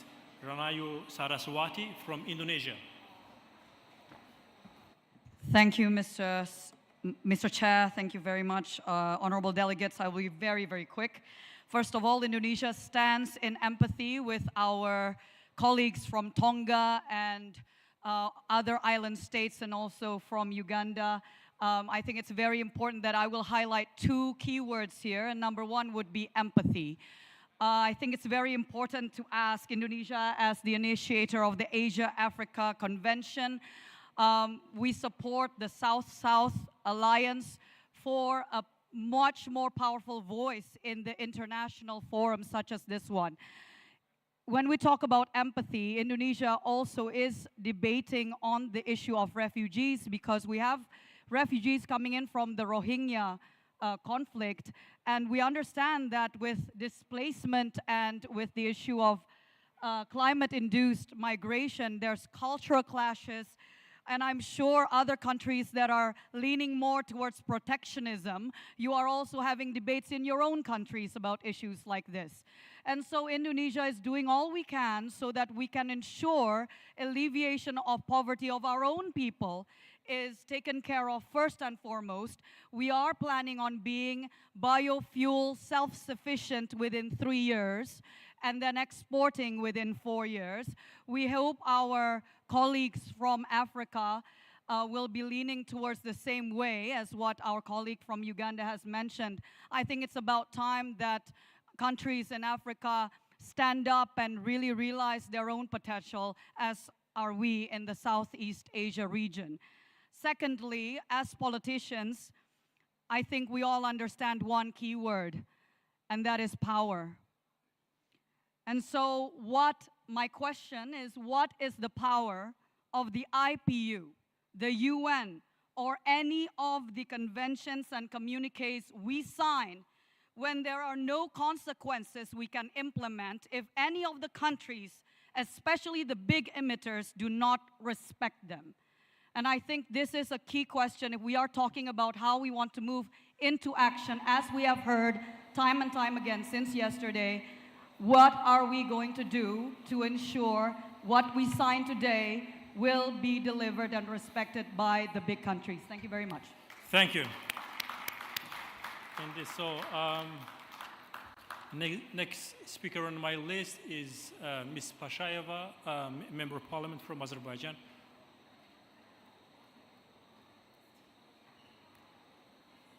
I believe you'd like to speak on can someone hand microphone to Madam Pashayeva? No? Yeah, you can come from the restroom. Thank you very much, Mr. Moderator. I think it's great privilege actually to be in this session and listen to the speakers during this 7th session. At the same time, actually, this is also for all of us as the representatives of different parliaments in the world, at least to understand a couple of very important issues, because right now COP29 is at the juncture of global climate debate. And in that case, definitely this issue which we are right now actually talking about, the nexus of climate change and climate-induced migration and displacement, is one of the significant actually challenges of our time. In that case, there have been a lot of interesting issues, and I really appreciate the people who actually very from their own experience shared their own view about what should be done in these issues and how we can, as a world, as IPU, try to bring everyone together and change and start to do something as a people of the world trying to change the reality which we are right now actually facing. In that case, here is my question, is for all speakers actually, if you can give me this chance. If we are looking forward, let's say, what we are going to have in next 10 years, let's put it that way, because it's good to at least imagine how we are going to come to some kind of vision regarding this situation with climate-induced migration and displacement. One very pessimistic view is that all of us, as one of the speakers already mentioned, we are going to become potential refugees. This is very pessimistic view about the world. But at the same time, we can also need to think very positively, optimistically, how we are going to come to some kind of new kind of way out of this deadlock, because we are in deadlock right now. In that case, please give me this, your vision in this case. Thank you very much. Thank you indeed. All right, exactly 2 minutes. The next speaker on my list is Mr. Julius Pondi from Nigeria.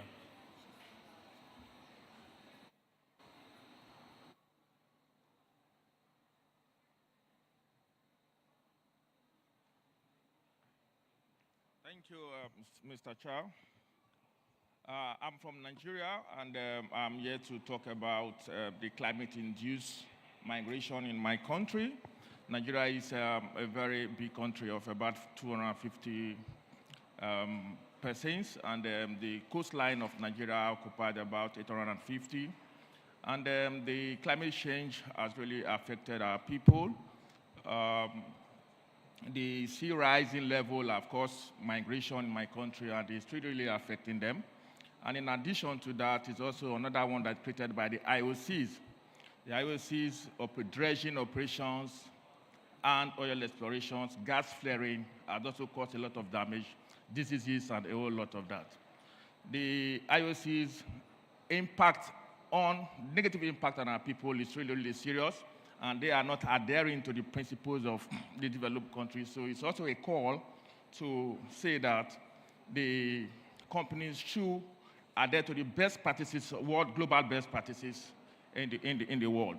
And again, I also want to say that the cleanup, the oil exploration cleanup practices is also very poor. In a state like Bayelsa in Delta State required about $1 billion to clean up a state. And we have about 9 oil producing states in Nigeria, and the income of the oil exploration to Nigerian coffers is about $30 billion a year. So it's also a call that the impact of the climate change is also very damaging, and it's also a call that the climate funding should be assessed by my country so that we can benefit and also save more lives. The places we used to go to school when we were young now is very, very far away into the ocean. A lot of things is actually going bad in our country, so it's also a call in this gathering that we should please look into our issue and assist. Thank you. Thank you very much. Mr. Bondi was the last speaker on my list, and he spoke 1 minute 48 seconds. Thank you very much for being that punctual. That concluded again our speakers, and now I'd like to give floor to our panelists if they wish to react to what has been said. You want to say something? Yeah, please. Thank you so much for your remarks, and perhaps I'll respond to the honourable member from Azerbaijan, who actually asked a very direct question to all of us. Looking forward, allow me to repeat a little of what I've already said. In summary, protect, include, invest, accelerate. That includes enabling voluntary and safe migration, migration as a choice, harnessing human mobility itself as a positive force for adaptation, and enabling the communities who are most affected already, including refugees, as IPU has so powerfully shown us in her words today. They are leading the way, if only we will listen and invest in their capacities as key to sustainable solutions of benefit both to displaced populations, to their hosts, and to communities in countries of origin. Thank you. Thank you indeed. Ms. Helen, if you have... Yes, thank you so much for your questions. I think as Yona Sharafoko person has said, for me, I think we should develop long-term solutions. Let's not develop solutions based on our political terms. Because if your term in your country ends in 5 years, climate change will not end in the next 5 years. So let's develop long-term solutions that it will work effectively even if your government is not in power. And then to the COP presidents and to Madam Speaker of Azerbaijan, I think we shouldn't come to COP and just sit. As part of the solution that I pledge to put forward today, that every country we go to discuss COP, let's plant a tree. We should leave something in that country because we come and do a lot of destruction. We use plastics. We use a lot of things. So what are we going to leave behind? So let's plant a tree as a support to that country that hosts COP. That is my message. Thank you. Thank you indeed. So, Ms. Boabon, if you have anything to say, please. Thank you very much, Mr. Chairman. I just would like to respond the question from the Excellency from the Tonga about how to collect the fund and how to access the fund. Of course, we are the parliamentarian. So our role, our main role is to monitor the implementation of the government, whether it in correspondence with the national plan or not, and also in line with the budget, national budget or not. And for me, I'm from the opposite party. I have to provide some suggestion for our government to do the right thing. And also, as we are the parliamentarian, we can issue the law and regulation to support in order to access the fund in the future. And also, I would like to respond to the question from the Excellency from the Indonesia on the power of the IPU. I cannot answer on behalf of IPU, but I can answer on behalf as I'm a parliamentarian. I think as we are parliamentarian, we can raise the voice to the world. For me, for example, I'm from the People Party in Thailand. We signed the letter to the world leader to stop the fossil fuel. This is the global campaign named the Parliamentarian for Fossil-Free Fuel. So, as we are parliamentarian, we can raise the voice and make it bigger to the world leader that what we want. I think this is okay. Thank you. Thank you very much. This concludes our panel. I would like to thank all our panelists and the audience for their active participation. Two key takeaways, I could say. The one is this issue needs to be high on the agenda of both national parliaments and maybe on the agenda of IPU. Two, it's a strong call to our colleagues in the blue zone, to the intergovernmental negotiators, that there is something needs to be done for climate finance. Again, thank you very much. This concludes our panel. This session stands adjourned. Thank you.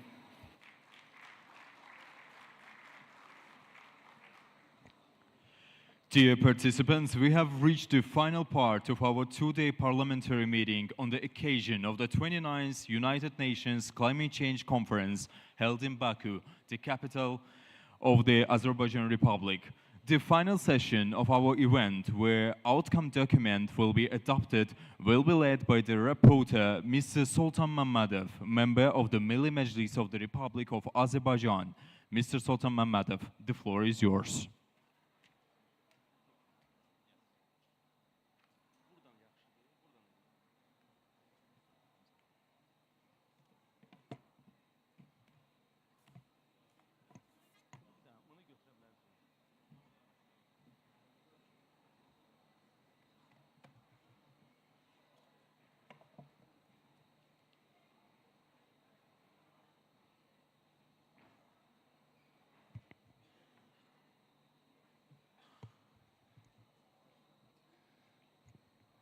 Your Excellencies, esteemed speakers of the Parliament, respected members of the Parliament, distinguished guests, Madam President, and respected SG of the IPU, members of the IPU Secretariat, all my colleagues, ladies and gentlemen. I am honored to be here today with all of you and have a chance to get the floor to brief you about the outcome document that we have drafted from the first date of the decision to hold the IPU meeting in Baku in framework of the COP29. This document is a product of the strong cooperation between parliaments and long and open communication we have managed to establish through the IPU Secretariat. International community expressed their trust to Azerbaijan by granting the right to host the biggest international event as COP29 at this critical time for the future of humanity. The city of Baku opened his arms to welcome everyone participating in this conference. Despite being recognized in the world for its hydrocarbon resources and receiving huge profits from the sale of fossil energy, Azerbaijan has always demonstrated its readiness to contribute to the process of transition to green energy. As a result of the successes achieved, our country has made up a huge leap and ranked to 32nd in the report of the World Economic Forum according to the Energy Transition Index. Azerbaijan is in the list of the leading countries in terms of the share of investment in GDP into the renewable energy sources.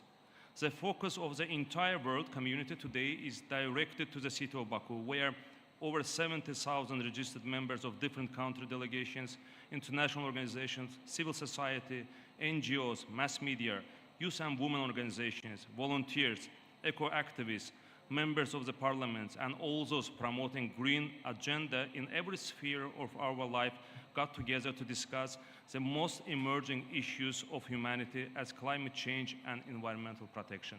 Azerbaijan is a reliable partner playing pivotal role in Europe's energy security, has successful track record of international events. There is no doubt that COP29 will be the next exemplary successful event for international community.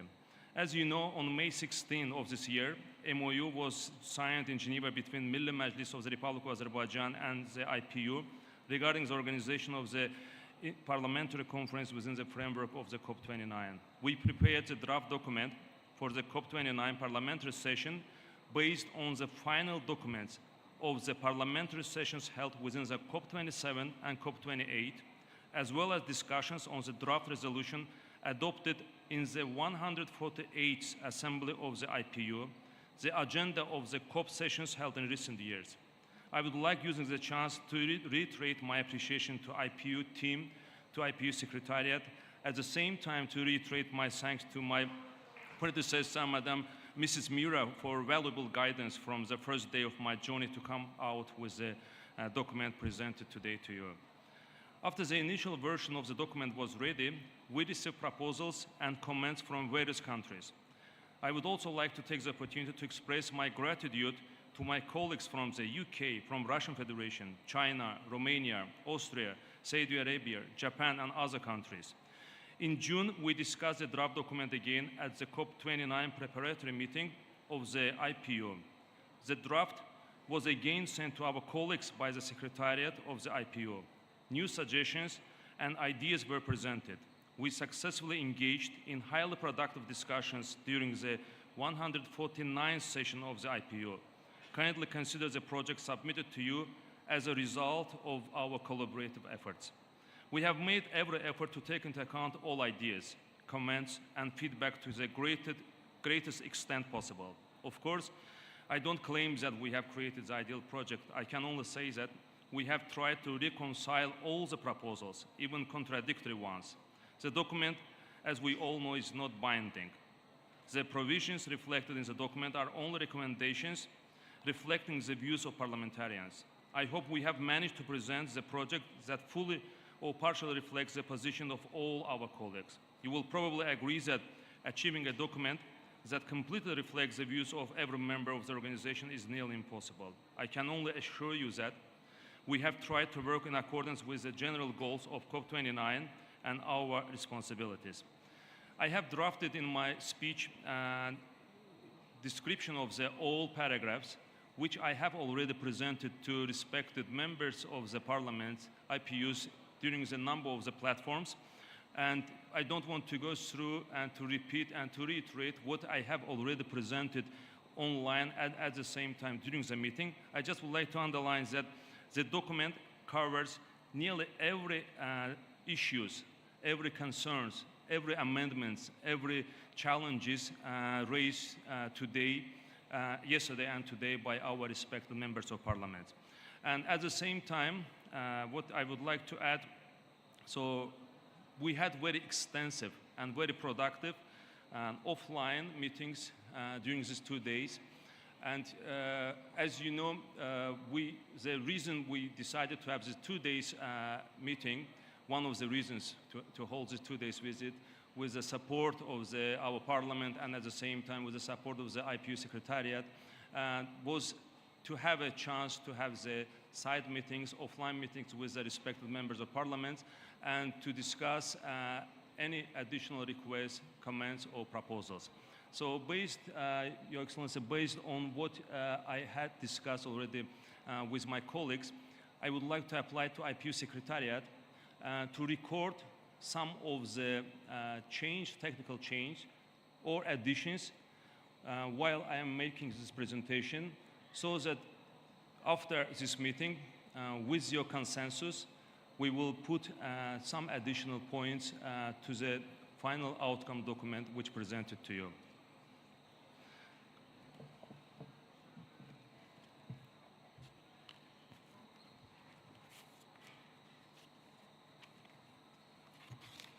So I will start with the general paragraph number 8. And in this document, we refer to the challenges we face in the climate change, at the same time required investment to address main challenges in order to come to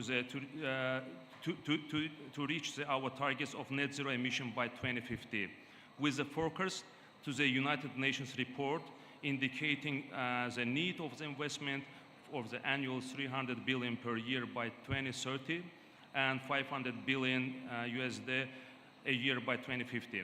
At the same time, during the discussion with our colleagues, we received the update that there is a new report from the independent high-level expert group on climate finance, which was printed just 3 days ago, which provides new updated figures. And our agreement with the IPU, and I hope I will get your consensus, your agreement, that we will work through the COP29 with IPU Secretariat and with the professionals to consider this new data, and in case of the decision made, if there is a justification, we will make some slight change, updating figures indicated in the general paragraph number 8.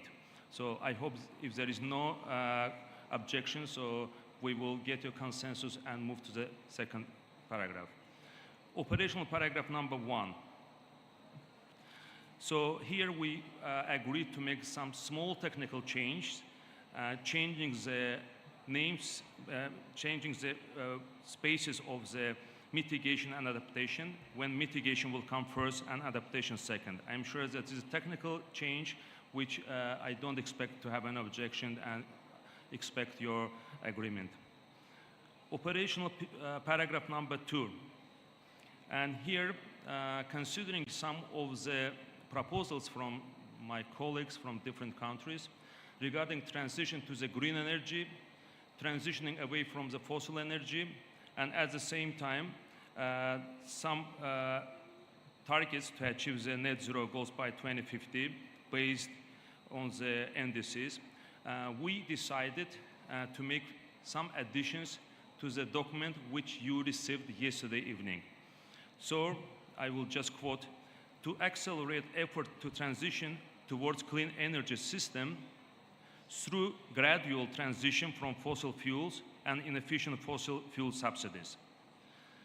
The second addition was achieve the net zero goals by 2050 in accordance with the indices and scientific evidence. So this document reflected all the requests, comments, amendments with our colleagues, and which we agreed with IPU Secretariat and brought to your attention. So I am applying to everyone to come to consensus to agree with this, but if any objections, I will be more than happy to hear. Operational paragraph number 4, we are based on the international experience. So and based on the amendments, recommendations, and comments from my respected colleagues during the IPU assembly in Geneva, So we have here the paragraph about our call to parliamentarians to actively participate in the international platform to prevent the consequences of conflicts, wars, and military clashes that severely impacting the environment and ecological balance. So our call is to change the urge to call upon, because based on the authorities that our parliament has over the government and based on the international experience, so we keep this paragraph with the call upon to parliamentarians. Operational paragraph 21, which talks about the international financial institutions collaboration with the governments in order to invest money in order to for the developing countries. We agreed with our colleagues in order to increase responsibility to increase the responsibility of the international financial institutions in front of the parliament. We propose to revise the paragraph in the following form. Call upon international financial institutions to consult with the parliamentarians in designing region and country-based climate-related programs, enhance collaboration with developing countries in exchanging knowledge and experience on climate finance, preparing climate investment plans, promoting climate investment, and attracting global climate finance through global green funds. Our addition to this paragraph just to include that financial institutions should consult with the parliamentarians in designing region and country-based climate-related programs. I very much expect your consensus on this additional change in the paragraph. And I would like to underline some important points which we discussed with our respected members of parliament about the new technologies and artificial intelligence and their role in fighting climate change. And our agreement was that in future we have to work on this, to assess this, and documents of the next COP meeting should include and not only transfer of the new technologies, but at the same time exploration and implementation of the role of the new technologies and artificial intelligence. And at the same time, the document which you received yesterday reflected some of the amendments and requests from country members to encourage not only developed countries, but also other countries to provide support on the voluntary basis to fight with the climate change. And the rest of I would like to use the chance to thank all panelists, all moderators, which discussed a number of the issues, and I would like to underline, to confirm that it's commendable that food security, following COP28 document implementation, natural disasters, ecocide, mines, private sector role, youth and capacity building, education issues on the climate change are all those issues which raised during the 2 days part of the document which we presented to you. I would like to underline once more that this is not a legally binding document, but at the same time, this is the awareness of the parliaments about the challenges which we discussed and about the proposals how to address these issues. I would like to thank also those who raised a number of the issues during the last IPU meeting in Geneva, where IPU Secretariat proposed a paragraph about the health and climate-related paragraph, which is already in the document. So the final document which presented to you with a minor change, which I presented here, reflects, I'm sure, all the challenges we discussed. And I hope that during the COP30, we will be able to add new issues, our proposals regarding the climate change, environmental protection, and action plan. So I thank you very much for your time, for your attention, and very much open to discuss, and hope that the document which will be, we will approve and will lead us as the parliamentarians to work with our respective parliaments to make sure that all the paragraphs raised indicated here will be implemented in the country level. Thank you very much.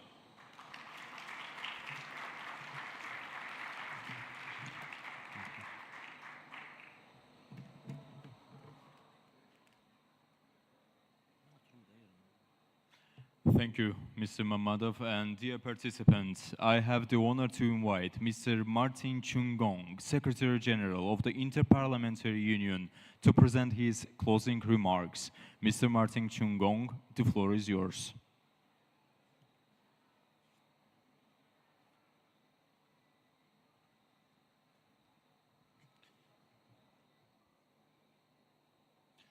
Right Honorable Speaker of the Milli Majlis of the Republic of Azerbaijan, Madam Saiba Gafarova, Right Honorable IPU President and Speaker of the Tanzanian Parliament, Dr. Tulia Axon, the Right Honorable Speakers of Parliament present here. I would like to recognize all of you, as well as the distinguished members of Parliament here present at this late hour.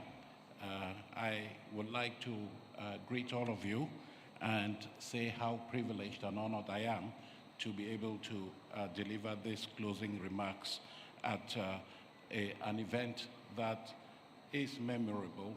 For the first time, we are holding a parliamentary meeting over 2 days. It used to be just 1 day or half a day, but in view of the commitment and importance that you attach to the issue of climate change, climate crisis, we have addressed your concern to give you more time to deliberate on this important matter. I hope that we've been able to give you satisfaction, although I do know, judging from the interest that was expressed in this room, that if we had included a third day, we would have no paucity of speakers taking the floor. But every good thing has to come to an end. And so I want to thank all of you for participating in this event. And let me use this opportunity to reiterate my thanks and the thanks of my colleagues to Her Excellency, the Speaker of the Milli Majlis of Azerbaijan, for having graciously accepted to host this very important meeting in collaboration with the IPU. We do appreciate this commitment to the efforts and activities of the IPU. And I believe that this meeting will go down in history as one of the most well-attended of the parliamentary meetings that we have been organizing throughout. I would also, with your permission, Madam Speaker, extend my heartfelt thanks and the thanks of my colleagues to Dr. Sultan Mamadov. He has been working, I do know, strenuously over the past several months with his office and the office of the IPU to come up with an outcome that reflects your collective sense of what it is that parliaments need to do to step up efforts in combating the climate crisis. We have heard that a summary of that outcome document, and as he himself has said, this is a reflection of a very extensive consultative process in order to capture the views of as many parliamentarians as possible. And it is in this way that we can create a sense of ownership and commitment on your part to follow through with the recommendations of the outcome document. So this document, in a way, reflects a roadmap of what parliaments need to do. It outlines clear and actionable parliamentary commitments, your commitments. The document symbolizes the strength of unity. I think we have been all united during this past 2 days in our commitment to work to contribute to global efforts to stem the speed of climate change. I did say that this was a well-attended parliamentary meeting. We did record some 300 participants taking the time to come here to Baku to have this discussion here. And I think this is just a reflection of the responsibility that we all feel worldwide to confront climate change with urgency. And I use the word urgency by design.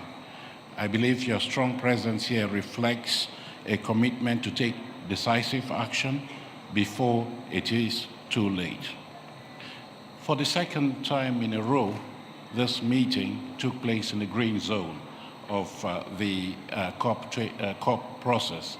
It used to be that this meeting took place off-site somewhere in a remote location and nobody took note. But now we have brought this meeting into the center of the deliberations of COP. And I think that this is thanks to the commitment of the Azerbaijan authorities and Madam Speaker, yourself.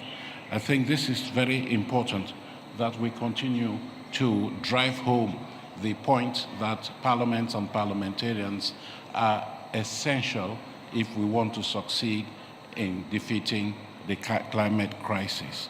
And we hope that in the future, it will be possible for parliaments to have a seat, a formal seat at the table where negotiations are taking place, so that the voice of the people can be heard loud and clear in these deliberative processes. So we would like parliaments to remain collaborative, evidence-driven, and unwavering in their leadership in this worthwhile campaign to fight climate change.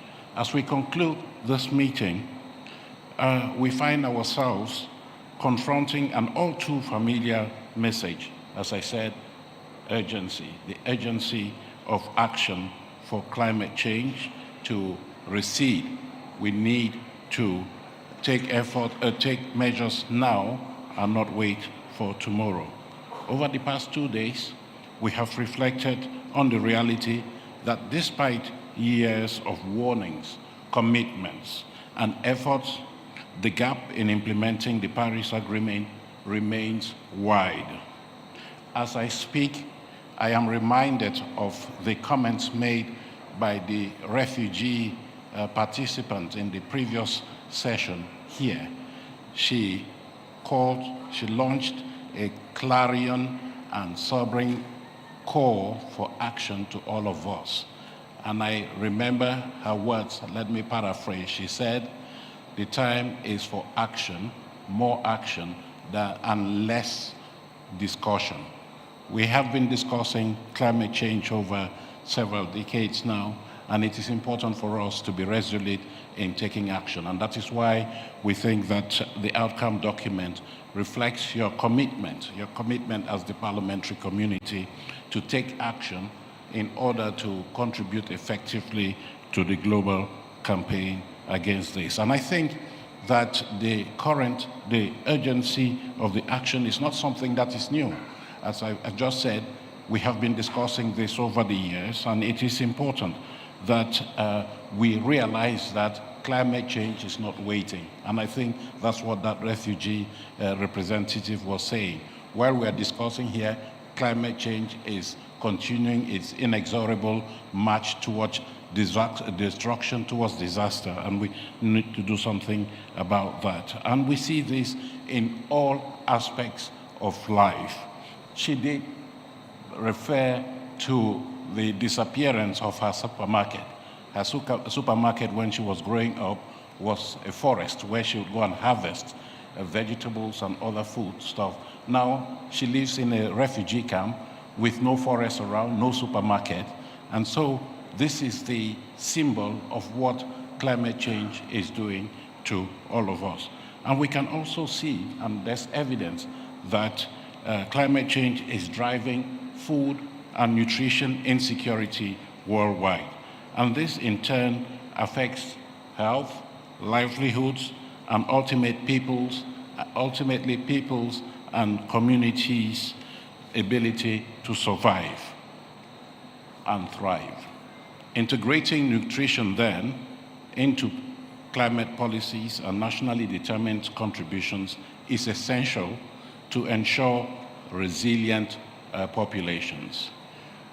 I would like at this stage also to mention something that came up frequently during this discussion, the emergence of new technologies, especially artificial intelligence.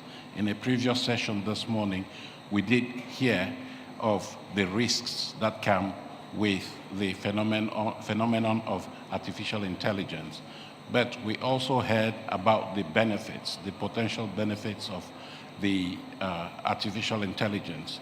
So I believe, if you agree, we should include in our outcome document reference to the need for parliaments to make efforts to minimize the risks of artificial intelligence and maximize the advantages and benefits of artificial intelligence, especially in efforts to stem the climate crisis. I think this would be consistent with the IPU's recent policies and guidelines on the emergence of artificial intelligence. And throughout our meetings, we have heard how parliamentarians must not only advocate for ambitious climate commitments, but also ensure that they translate into measurable, impactful results. We cannot afford for these commitments to remain on paper or on your phones, because I think we're moving towards a paperless society, and lots of these commitments can be found on our mobile phones here.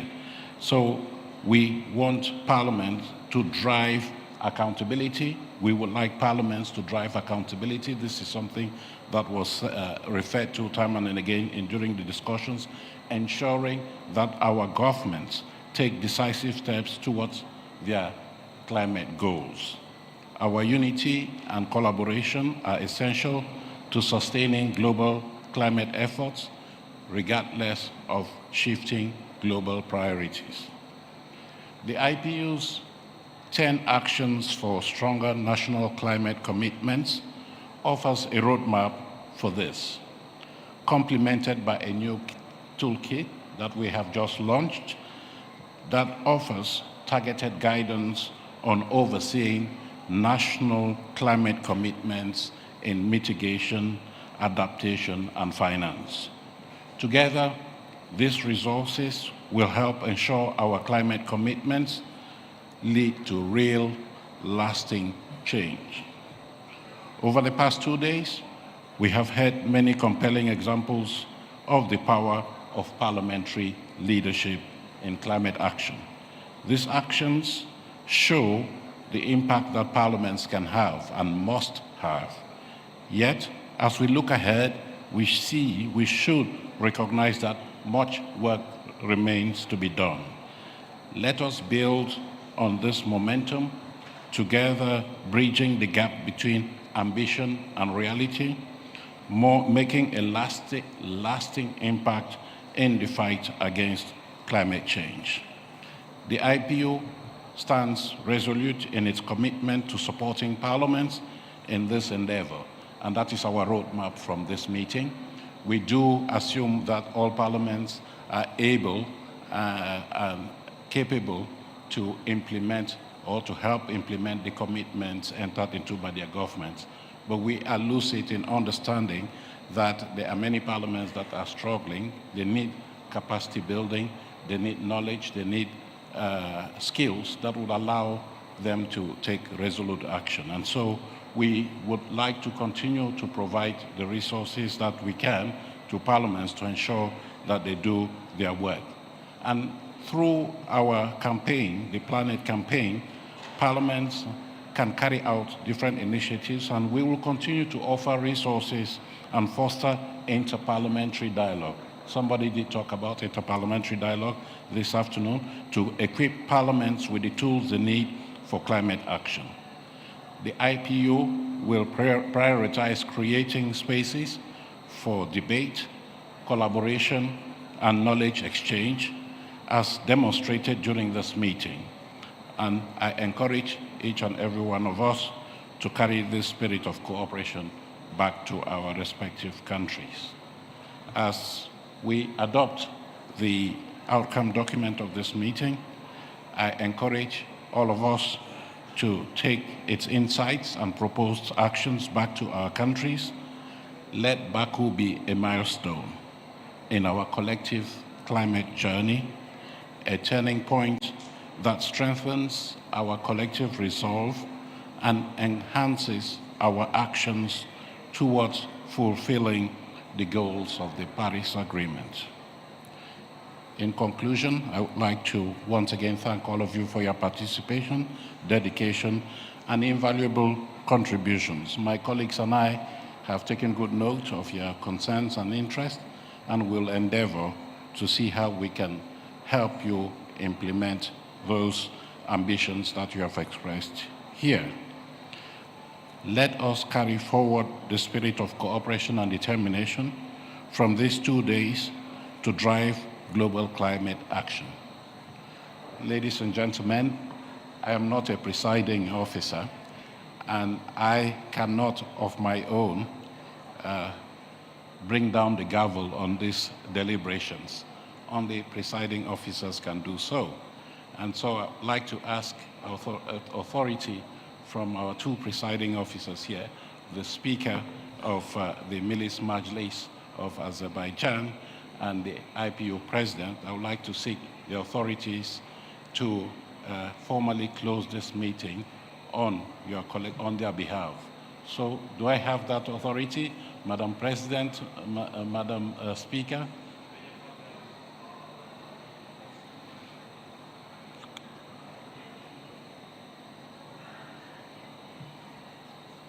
Yes, I see that they give me that authority. So on their behalf, both of them, I now formally declare these deliberations closed, and we look forward to seeing you next year in Brazil.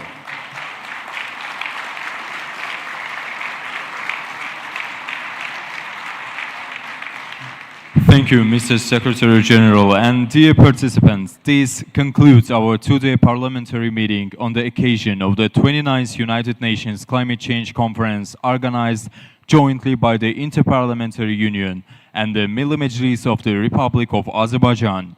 Our meeting was very productive, and we believe that it will lead to real results in the fight against climate change and global warming. A huge thank to all participants to their contribution in this meeting. See you all at the next meetings.